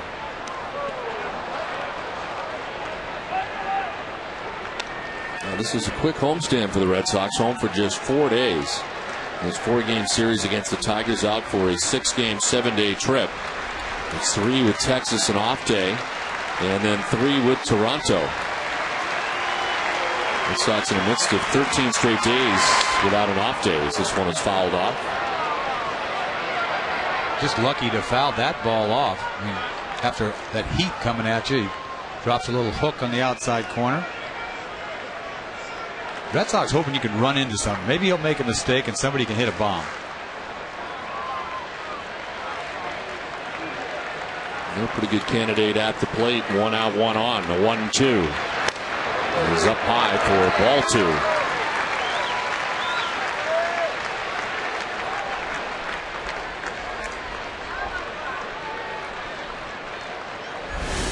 2. Mike Lowell waiting on deck. Jason Bay with a 1-out walk at first base.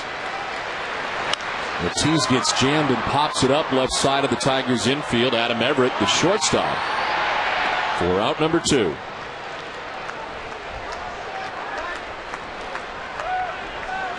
Tomorrow night, join Nesson for Olympia Sports presents the Boston Globe's Red Sox Game Day Live with Catherine, Jim, Frank Viola, and me. We'll preview the wild card showdown in the Wild West as the Sox face the Rangers. Frank breaks down fellow lefty John Lester plus Heidi's conversation with Mike Lowell. It's all coming up tomorrow night at 7 p.m. only on Nesson.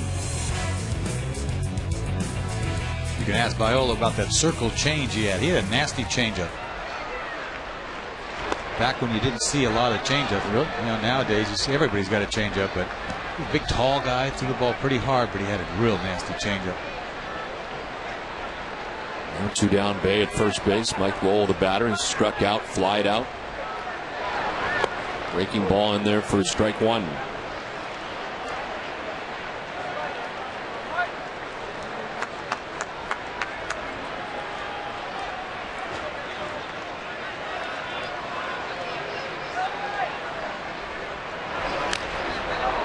Fouls it off, 1-2. He is still throwing very hard. Into the 6th inning with 2 outs and up over 90 pitches. Hope to get his pitch count up. Most he's thrown this year is 127 pitches.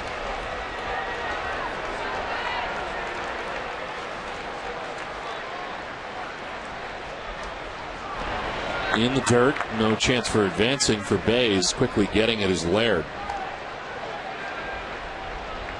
Now the 127 was 4 outings ago. Did he go to the distance? He did. One of 3 complete games he has on the year. And that was against the White Sox, a 5-1 win. 1 run, it was unearned. Breaking ball inside, full count. Kind of a lost art, the complete game, and he's got 3 of them.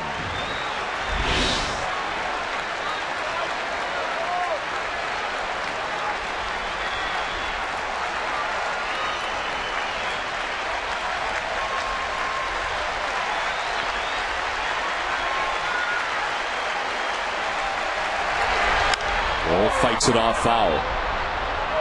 There's that bean again. 100 miles an hour.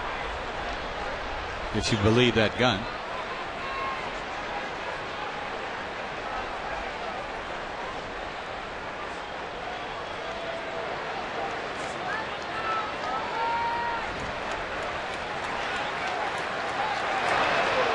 Almost gets away, leaning across the runner that time is Cabrera to reel it in as Bay dives back.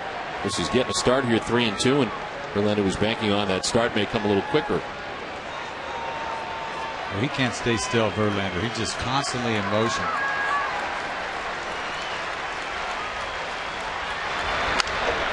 To right field, in comes Ordonez to make the catch. That retires the Red Sox in the 6th. We played 6, 1-0 Tigers.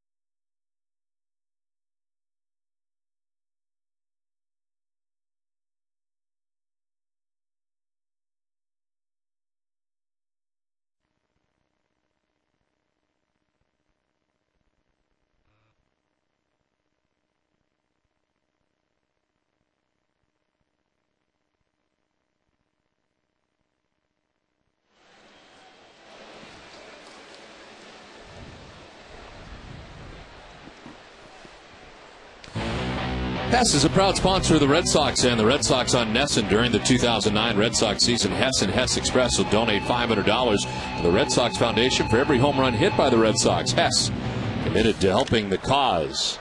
It's a fly ball sent foul down the right field line, out of play by Maglio Ordonez. Leads it off in the top of the 7th inning. It's a 1-0 Tigers lead as they come to bat here in the 7th. Clay Buchholz has retired 7 Tigers in a row. 6, 7, and 8 for Detroit in this inning. And a ground ball and 2 hops to Mike Lowell at third base for the first out of the 7th.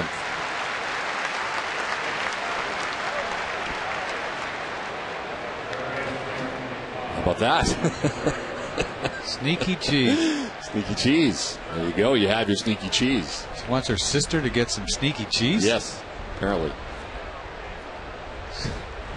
Oh, not stinky. Sneaky. Just one out for Ryan Rayburn.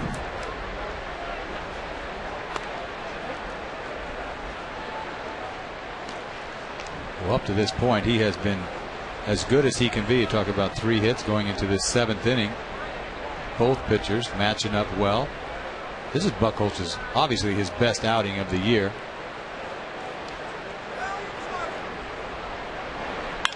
High drive to left. Back goes Bay, looking up, and that ball is gone to the back of the monster seats and out of the yard for Ryan Rayburn, his 7th home run. And a solo shot puts the Tigers on top 2-0.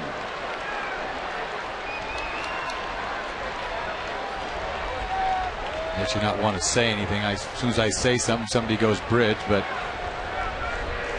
there's a fastball here. Must have been looking fastball. Got it. Ball's trying to run in on him, but he pulls his hands in and Hits this ball way out of the ballpark.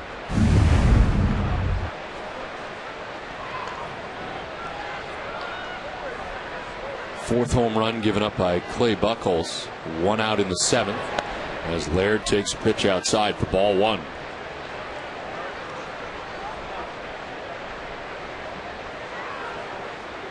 All it takes is get lazy on one pitch, get the ball up.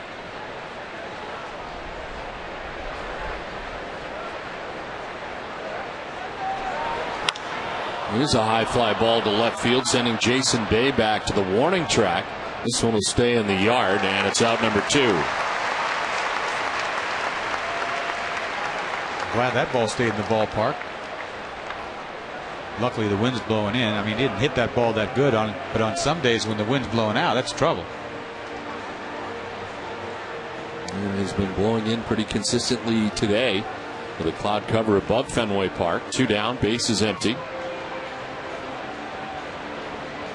And Adam Everett coming up.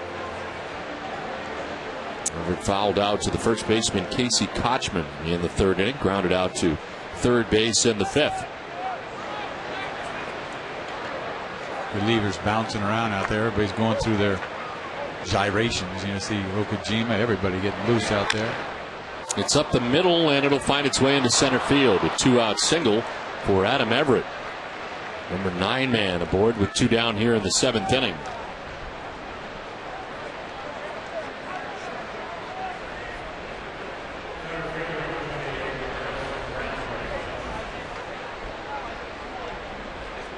Right in front of everybody down there. Usually can hide and go do your little rituals to get loose. You got to stand there and do it in front of the whole crowd. Did you have any funky stretching motions you would do that you could share with us up here? Not really, because I didn't run down there till the 7th. I was doing all those funky motions in the clubhouse. You know? Yes. But there's so many things you got to get loose. And they've got those bands that they use. I think those are great. I see Okajima has those real thick bands that you can yank on.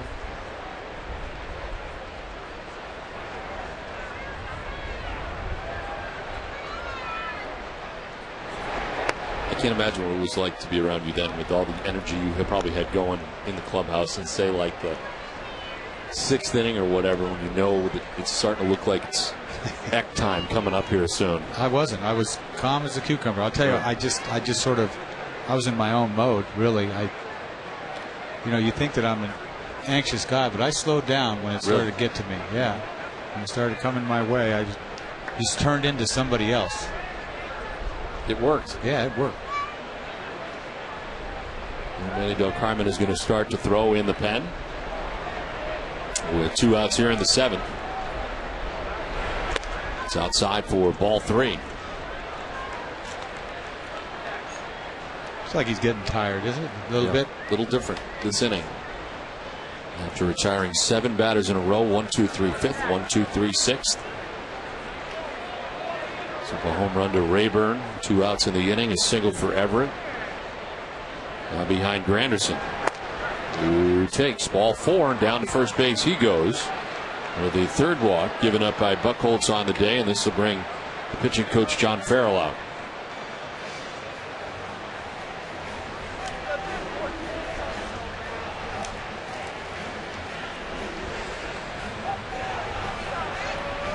Hey, Red Sox Nation, if you need medical care at Fenway, visit the Beth Israel Deaconess First Aid Stand behind Section 12. Beth Israel Deaconess Medical Center is the official hospital of the Boston Red Sox. Visit them at bidmc.org. Well, there's 2 down here in the top of the 7th. Tigers have added a run thanks to the home run by Ryan Rayburn. Runners at first and second. Buchholz at 96 pitches.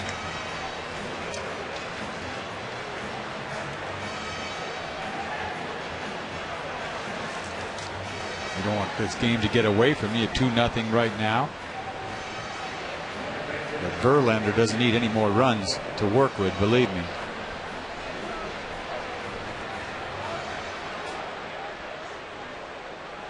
Polanco 0 for 3 today. He was grounded out to short, fly to right, grounded out to second base.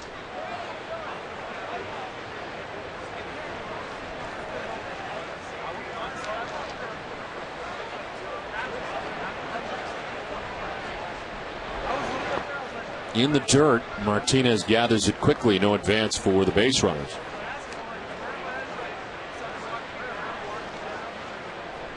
Buchholz is like a little afraid to go to his fastball right now. It doesn't really trust it.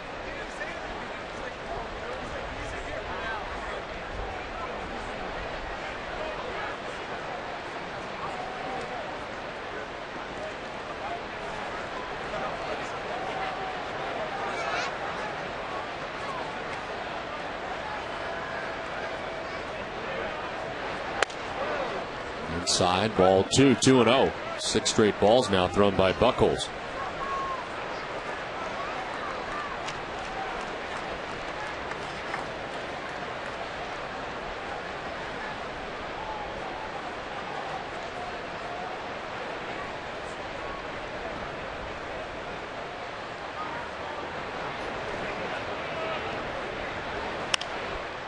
And the right field line foul, and it's 2-1 to Placido Polanco. Went after him right there on a 1-1 pitch, fastball away after he'd thrown a two-seamer the pitch before. Well, he has reached the 100 pitch mark here in the 7th inning with 2 down.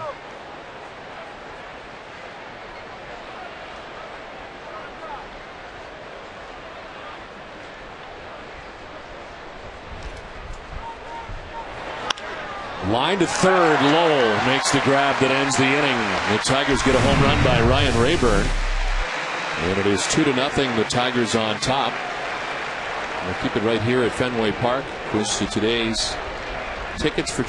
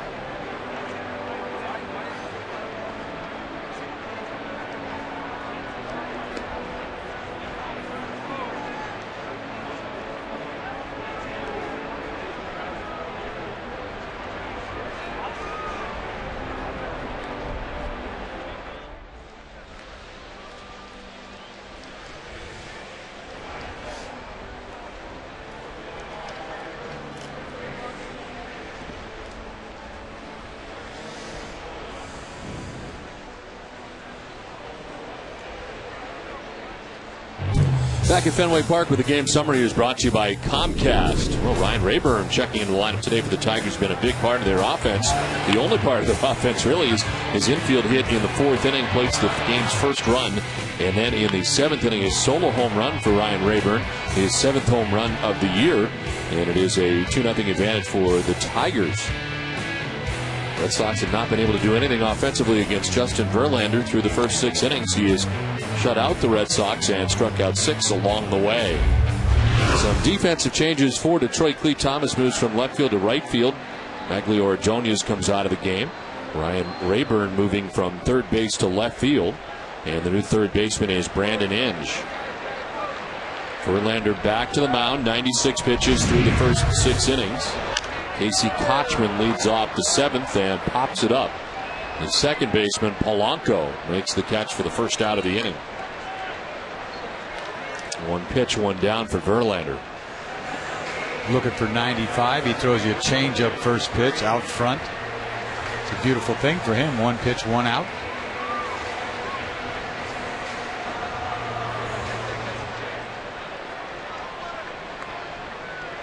There's Nick Green, who has grounded out to third base and struck out looking.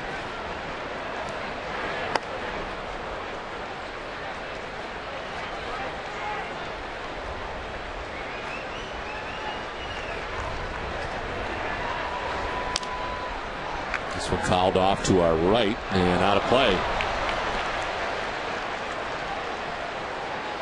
Carl Bean with another error. No, he's not even close. Tough to make an error be part of the play if you're ducking out of the way.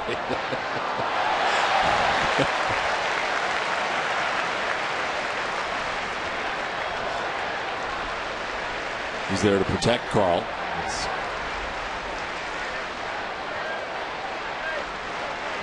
1 ball, 2 strikes to Nick Green.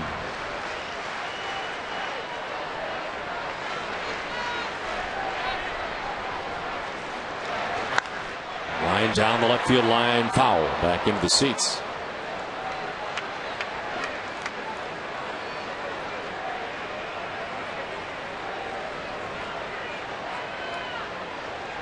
Chris Woodward waiting on deck. Red Sox batting here in the last half of the 7th.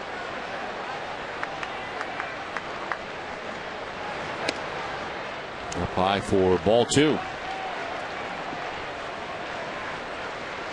Red Sox had a chance early. First inning, 2nd and 3rd, 1 out.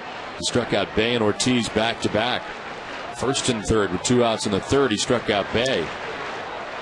Since then, the Red Sox have really not been able to muster much of an attack. They had a hit batter in the 5th, a walk in the 6th, and that's been it. He's not given up a base hit since the 3rd. And he's out there with 1 out in the 7th.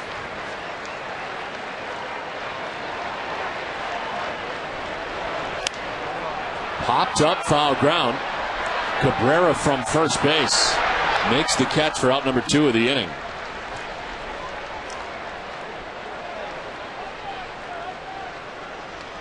I want to remind you, Jordan's Furniture is the furniture and mattress store of the Boston Red Sox. Visit Jordans.com for New England's largest selection of brand name furniture and mattresses, all with the Jordan's guaranteed underprice. There's 2 outs here in the bottom of the 7th inning. Chris Woodward, the batter. To right field, Thomas towards the line to make the catch in fair ground. It ends things in the 7th. We played 7. It's 2-0 Tigers.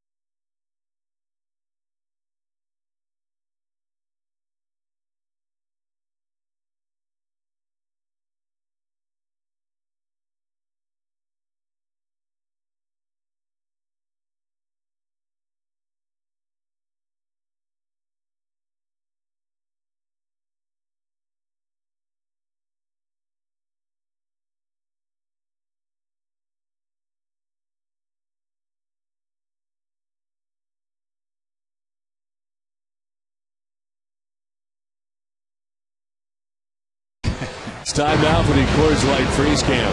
How not to catch a foul ball when it's coming your way. Public address announcer for the Red Sox, Carl Bean, trying to get out of the way. Can't say I blame him.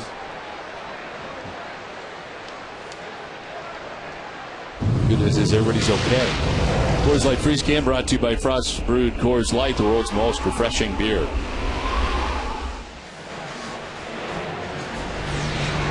This call to the bullpen is brought to you by your New England Ford dealers. And the new pitcher is Manny Del Carmen. After 7 innings from Clay Buchholz, Del Carmen makes an appearance in his 48th game. 4-2 record, 3.33 earned run average. 46 innings. Opponents hitting at .260 against Manny Del Carmen. So Buchholz 7 innings today. He ends up giving up a total of 5 hits, 2 runs, including the home run by Ryan Rayburn. In the 7th inning, he walked 3 and struck out 3 and departs on the hook, but really this might have been his best outing of the year. Go figure. That's baseball. Your best outing, you might possibly get a loss. You just don't know. It's crazy. Offense gave him nothing today. Of course, Justin Verlander on the mound for the Tigers. But he had pretty good command of everything. You saw him throw everything up to the plate. A good fastball. Always has that good changeup. This is the 2nd straight start he's received 0 support. Last time out against New York, when he gave up a couple of runs in 6. So here you go. You get in the wrong slot in the rotation, you're in trouble.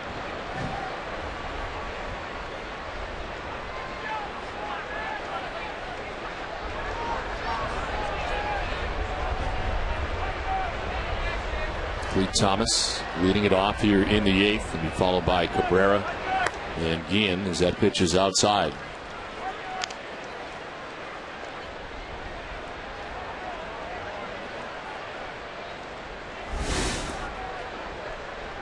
There's Cabrera.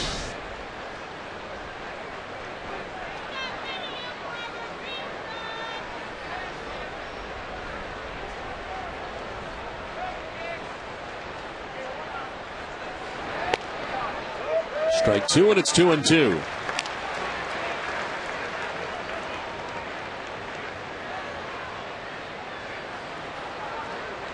It'll be John Lester against Kevin Millwood tomorrow night, the first game of the series against the Rangers. That'll be a good matchup. They are both 9-7. There is a fly ball to left. Jason Bay to his left to make the catch for out number 1 of the 8th. Well, Dunkin' Donuts is in its 10th year of hosting local youth groups and charitable organizations in the Dunkin' Dugout. Special seating section at Fenway Park. Thousands of children have had the chance to catch a Red Sox home game thanks to Dunkin' Donuts. Enjoying day baseball from Fenway Park, last game of the homestand. Red Sox have had more of this year than they have in the past, giving a chance for both teams on getaway day.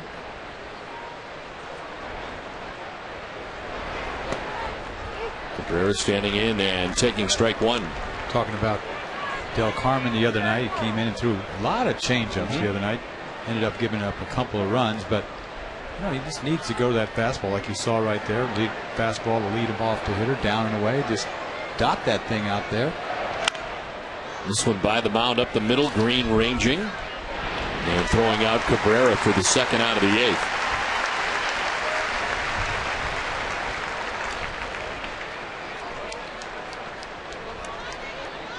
I guess when you're throwing that many changeups, I mean, what are you changing up from if you don't feature the fastball from time to time? Yeah, that's the thing. As a reliever, you come in there and you're supposed to, how do you establish something to throw off of? In other words, you got to show them the fastball so they can see the big difference in the changeup. Starters have an easier time to do that. As a reliever, you can't just come in throwing changeups because he's got a great changeup. He really does. But he gets away from his fastball a little bit. And not only that, he's got a great curveball too. He's got great stuff. His command is off when he goes bad. There's that changeup. You can say that about anybody, though. When your command's off, you're in trouble.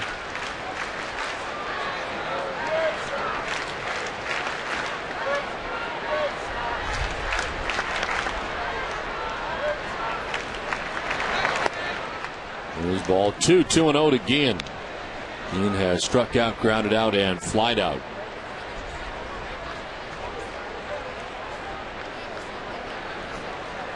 Red Sox in the bottom of the 8th inning would be expecting the top of their order. Jacoby Ellsbury, Josh Riddick, and Victor Martinez. Nobody warming in the Tigers' pen. Verlander at 105 pitches through the first 7 innings. Looks like he's coming back. And part of the reason he's coming back, a very quick and tidy 1-2-3 7th inning. Retired the side on just 9 pitches. They want this game bad. I don't know if he can go. If we said he only thrown 127, most he's ever thrown, he already got 105. It's going to be hard to complete this game.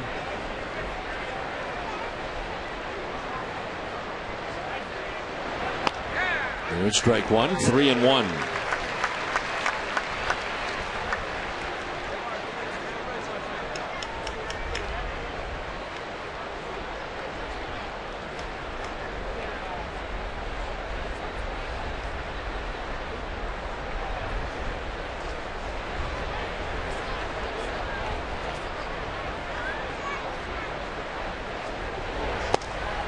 Strike two. Ian thought he had ball 4. Gets the bad news from Scott Berry. Full count.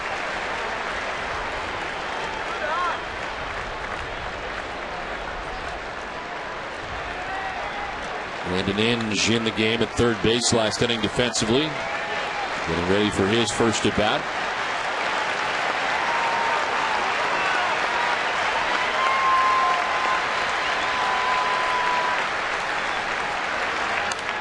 Sliced foul, hangs full, 3-2.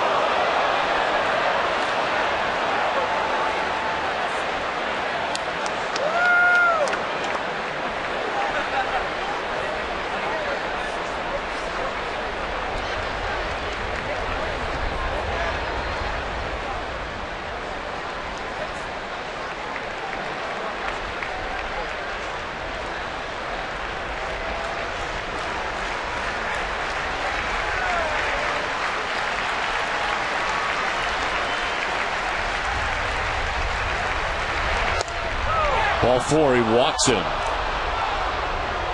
Carmen wanted that. It's ball 4 and a 2-out walk for Guillen. And a chance now for Brandon Inge.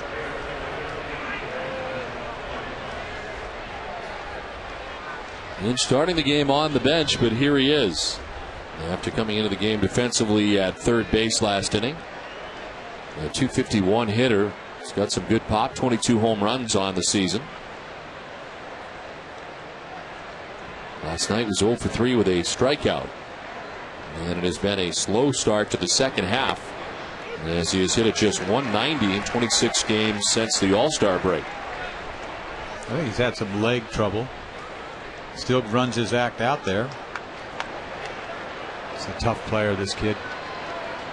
Catcher, he got caught last year. He's been all over the place.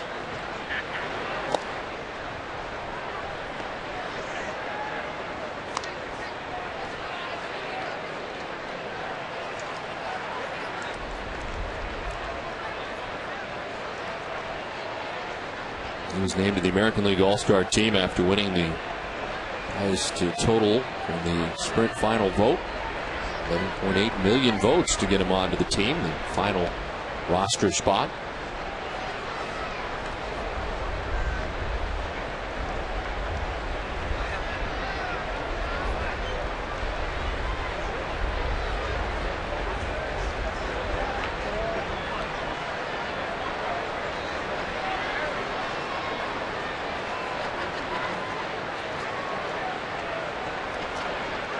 There goes the runner at first. Here's a fly ball to center off the bat of Inge. Ellsbury makes the catch. They leave Guillen at first. We head to the bottom of the 8th. It's 2-0 Tigers.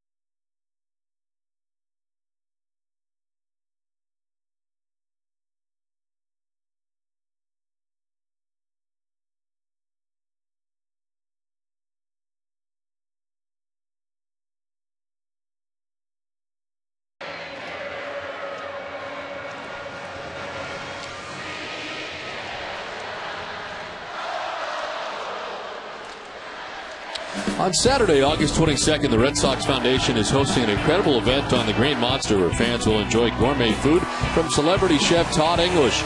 Select packages including front row center monster seats, an autographed Boston Red Sox jersey, pregame tour, and a chance to watch batting practice from the warning track.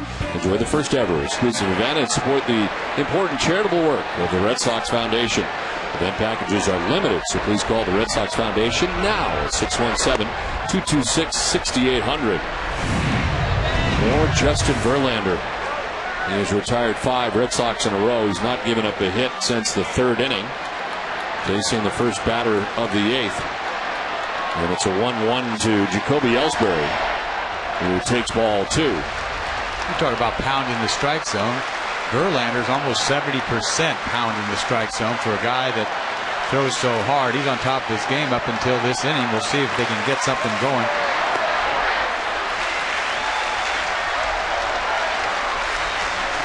Double-barreled action. Brandon Lyon, the right-hander. Bobby C., the left-hander.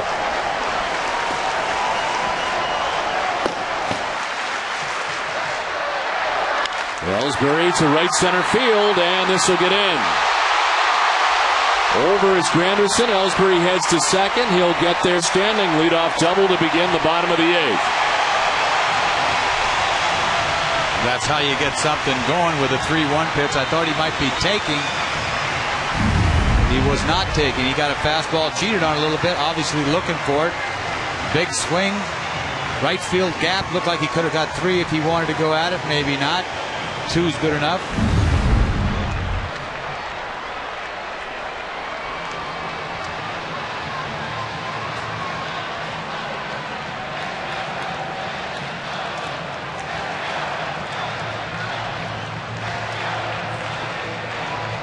Well, the Red Sox pen is busy as well after an inning from Manny Del Carmen.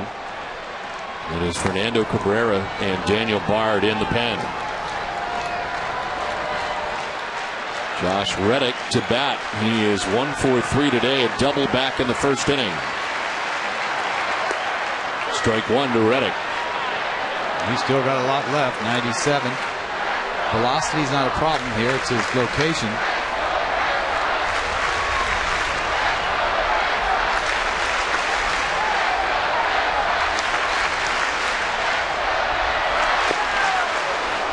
It's 0-2.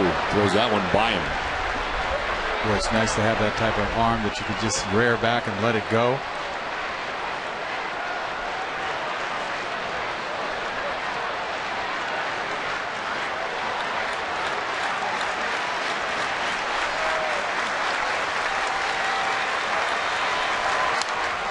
Takes it off foul, still 0-2, protecting the plate, and that one at 98.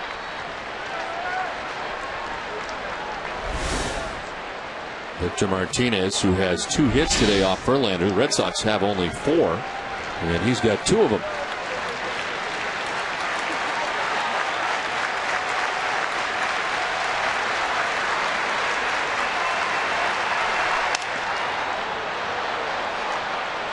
Just pouring fastballs in there, 4 in a row.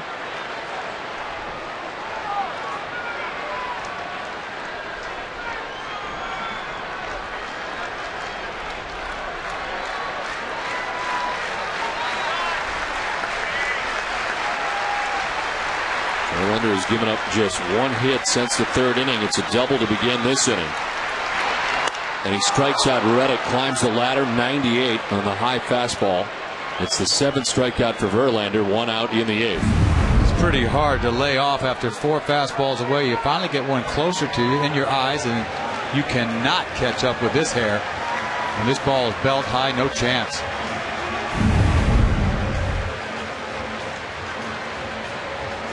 Justin Pedroia with a bat in his hand as things start to form here in the 8th. Victor Martinez, 2 hits today, a stolen base for the first time since 2003. Both his hits singles as he takes ball 1.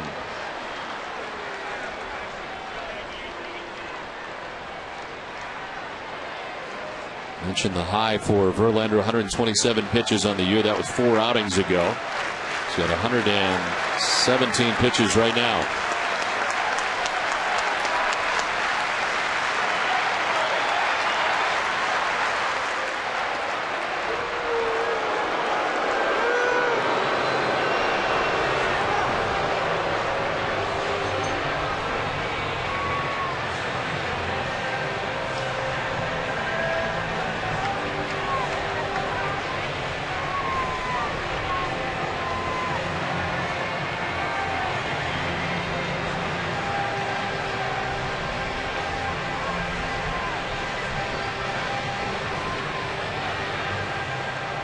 a nice way for the catcher to maybe change signs, but not only that, to get an idea of what Verlander really wants to do.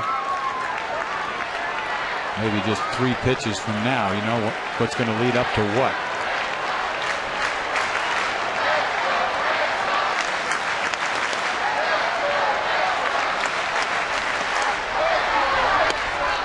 There's a strike, 1-1.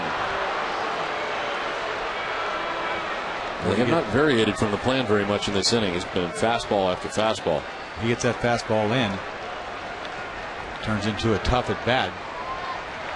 You got that in the back of your mind. He can throw that fastball in on you.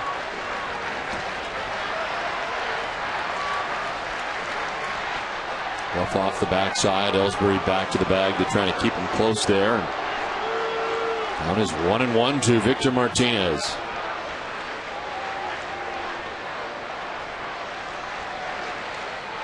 And they want to talk again.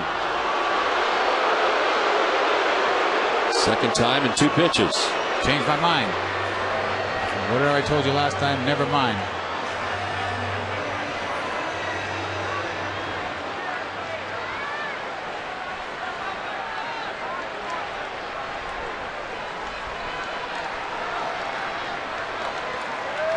Kobe Ellsbury had doubled to right center to start this bottom of the 8th. Verlander strikes out Reddick. 1 out, 1 on. The 1-1 is popped up, foul ground. Brandon Inge into foul ground. Makes the catch for the second out. That's big, and there's 2 down. Boy, he doubled up inside with his fastball, and this fastball just ate up Victor. We hadn't seen that all day from him. Falls away from Victor a lot. Follows up that fastball again with a fastball in. It's hard to get to that pitch. You almost have to cheat to get to that pitch. He throws so hard.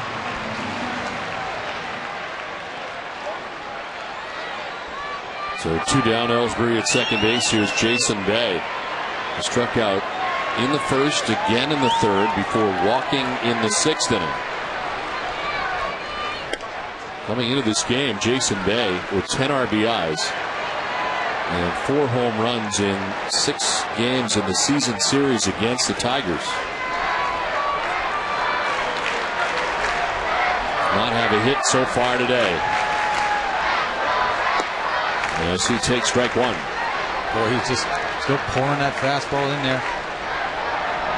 Maybe he'll make a mistake to Jason. He's the guy that's hot.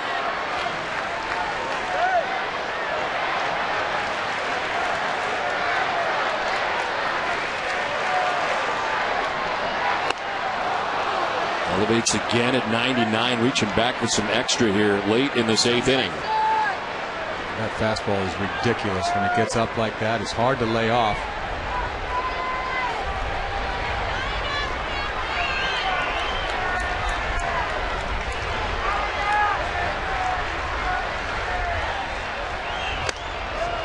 Up again, not chasing that time, and to 100 again.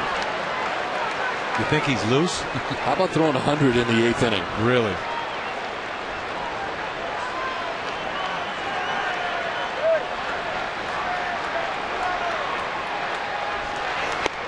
Strikes out Bay. Wow. That's devastating. 2-0 Tigers.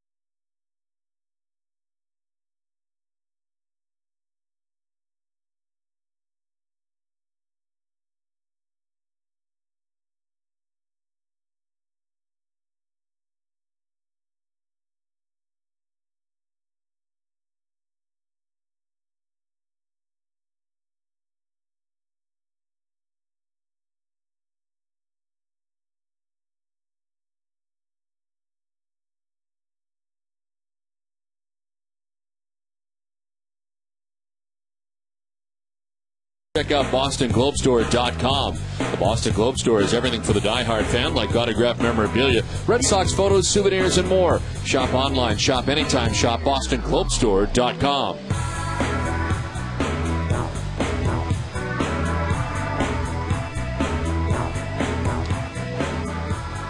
Ninth inning from Fenway Park. Tigers on top 2-0. New pitcher for the Red Sox, third of the day, as Fernando Cabrera checks in for Boston to pitch the top half of the ninth. He pitched in the series against the Tigers, appearing on Tuesday, going an inning, giving up a hit, had a strikeout. And it comes on for Manny Del Carmen, who pitched the eighth. Del Carmen an inning, giving up no hits, no runs. Walked a batter, didn't strike anybody out.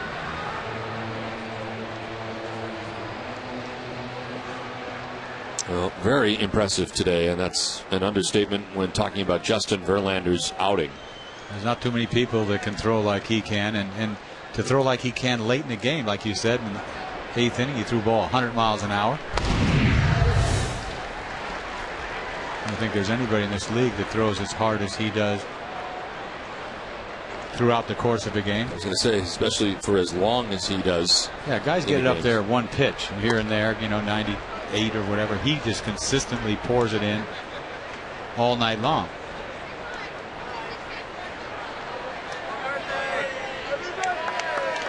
He struck out Jason Day for the third time today. It ended the eighth.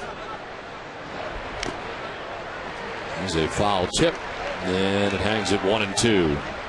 Verlander likely done for the day.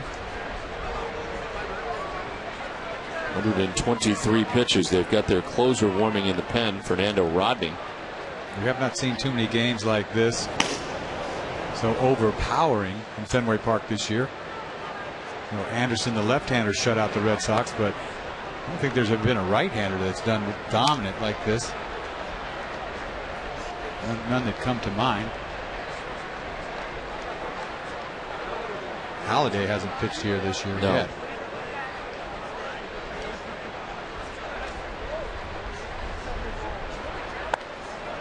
Did he go? No, says Phil Cuzzy, first base umpire.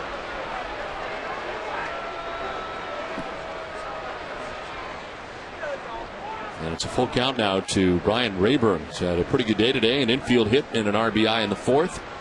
A solo shot in the seventh. He's provided the offense in this game. It's 2-0 Tigers. And he strikes out this time. Cabrera gets him for the first out of the ninth.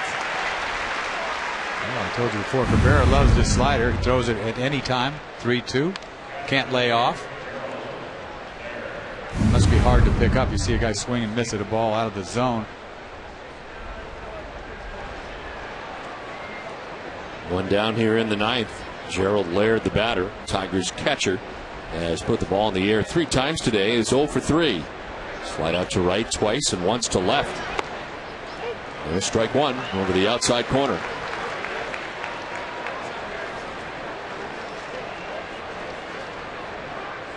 Fernando Cabrera making his Red Sox debut with that scoreless inning against the Tigers on Tuesday. And it's quickly ahead 0-2. This has been perfect for Cabrera. Down in the minor leagues all year, confidence sky high. Had such a good year down at AAA. You get back up here, and this is a good time for him. Feeling good about himself. He can make his mark. Strike 3 call. Laird does not like it at all, but it's back-to-back Ks for Cabrera. 2 down in the ninth.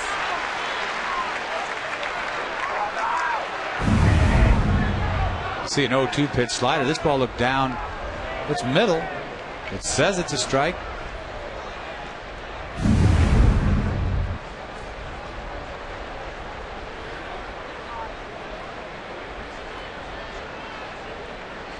Two down here in the ninth. Adam Everett, the batter, as that one misses inside. Everett has fouled out to the first baseman, grounded out to the third baseman, and singled to center. Two teams have combined for only 9 hits today. Tigers are out hitting the Red Sox 5-4.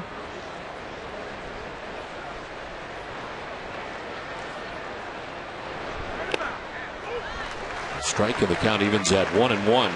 Looking to the bottom of the ninth, and at the very least it'll be a 2-run deficit for the Red Sox. David Ortiz, Mike Lowell, Casey Kochman, the expected trio.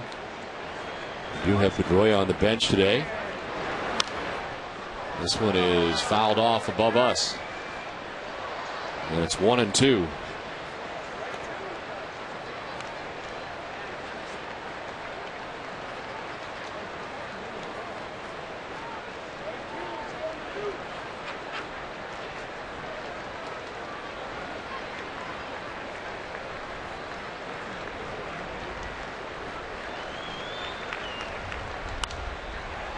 And a foul fly to our right, and it hangs at 1-2.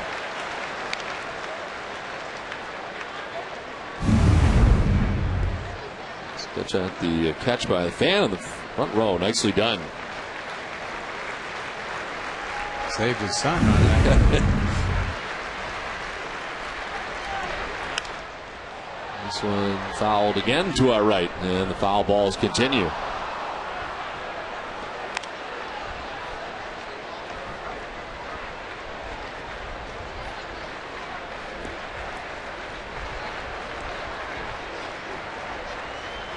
One ball, 2 strikes, 2 down, 9th inning. Cabrera struck out Rayburn. He struck out Laird. And now ahead of Everett. And he puts him away. In impressive fashion, Fernando Cabrera strikes out the side in the 9th. Red Sox trailing by 2 as we head to the bottom of the 9th.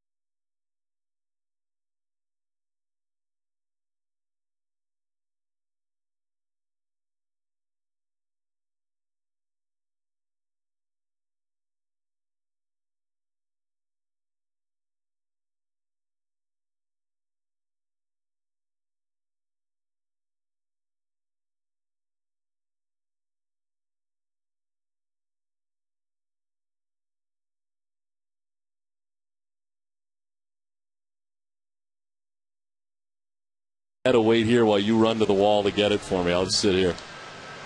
Just rest. Because I'm so busy in my third base camera pit.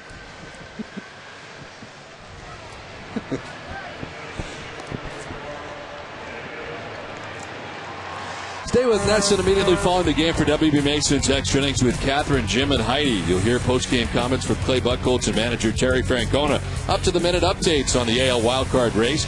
Also, we'll hear from the players in the Red Sox clubhouse uncut. It's all coming up right after the game. 9th inning from Fenway. Tigers on top, 2-0. Red Sox unable to do anything against Justin Verlander. They'll take their chances now against the Tigers closer. Fernando Rodney comes into the game for the bottom of the 9th. 49th appearance. He's 23 out of 24 in save opportunities. 232 opponent batting average. Ortiz takes ball 1 inside. He's not that much off of what Verlander does fastball wise. He throws the ball mid-90s. He's got a nasty changeup. He could make it interesting because he walks a lot of guys. Falls behind 2-0. Giving up 5 home runs.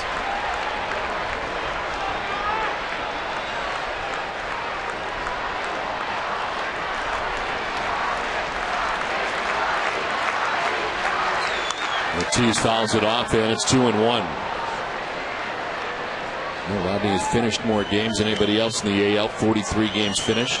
Tied for 6th with a career high 23 saves. In the last 22 games, 24 innings, has given up 7 earned runs.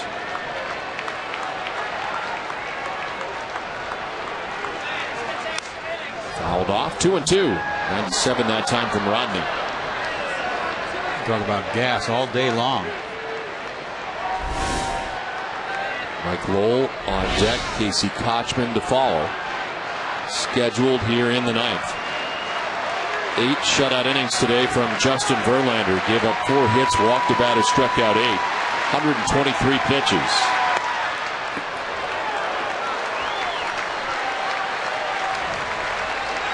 Full count to the leadoff hitter, David Ortiz. Verlander a little antsy over there, wasn't he? It's hard to watch your game slip away. It's out of his hands now.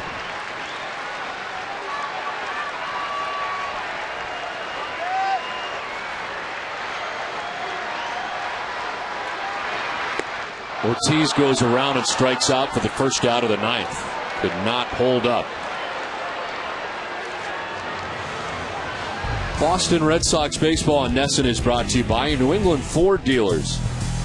Dunkin' Donuts. New Kentucky Grilled Chicken from KFC. Your Subaru dealers of New England. Your New England Dodge dealers. And by Southwest Airlines. Mike Lowell with a check swing. Didn't go. This is Phil Cuzzy, first base umpire.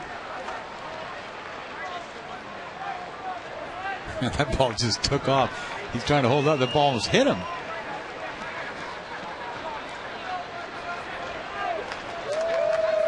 The thing is, you saw Ortiz swing at a pitch he just couldn't hold up. When a guy throws that hard, you got to start it early to get it going, and it's hard to hold up. Boy, he's seen some gas today. Boy, Verlander pumped him inside a couple times. We'll take strike 1, and it's 1-1. Mike today has struck out, fly to left and fly to right.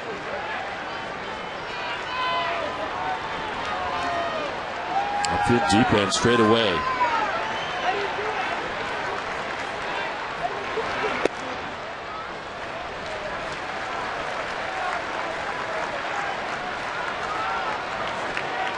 You got to get a base runner. You got to eyeball him a little bit, make him work. This guy will walk you. Mike Lowell with 3 home runs, 5 RBIs in his last 2 games. On the ground to third base, Brandon Inge on the run and in time for out number 2. 2 down in the 9th. Coming up after the game, stay tuned for Granite City Electric's Red Sox Final, where you can be part of the show. Submit your questions to the NESN.com/inbox, and Catherine and Jim will answer them on live TV. Ramiro checks in with the Red Sox Nation. Plus, we'll have the latest on the AL wildcard race. It's all coming up after the game on NESN. Rally caps everywhere here at Fenway Park. 2 down in the 9th. As Casey Kochman bats. He's grounded out to first, pop to short, pop to second.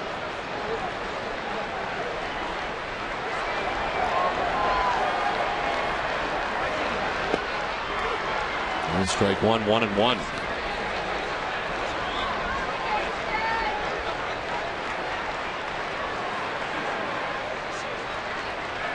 If Kochman gets on, I would imagine you would see Pedroia come out of that dugout. But he may not. There's a ground ball to first base. Cabrera flips to first for the out, and the Tigers salvage the last game of this 4-game series. So Verlander with the win, and he shut down the Red Sox in a big way today.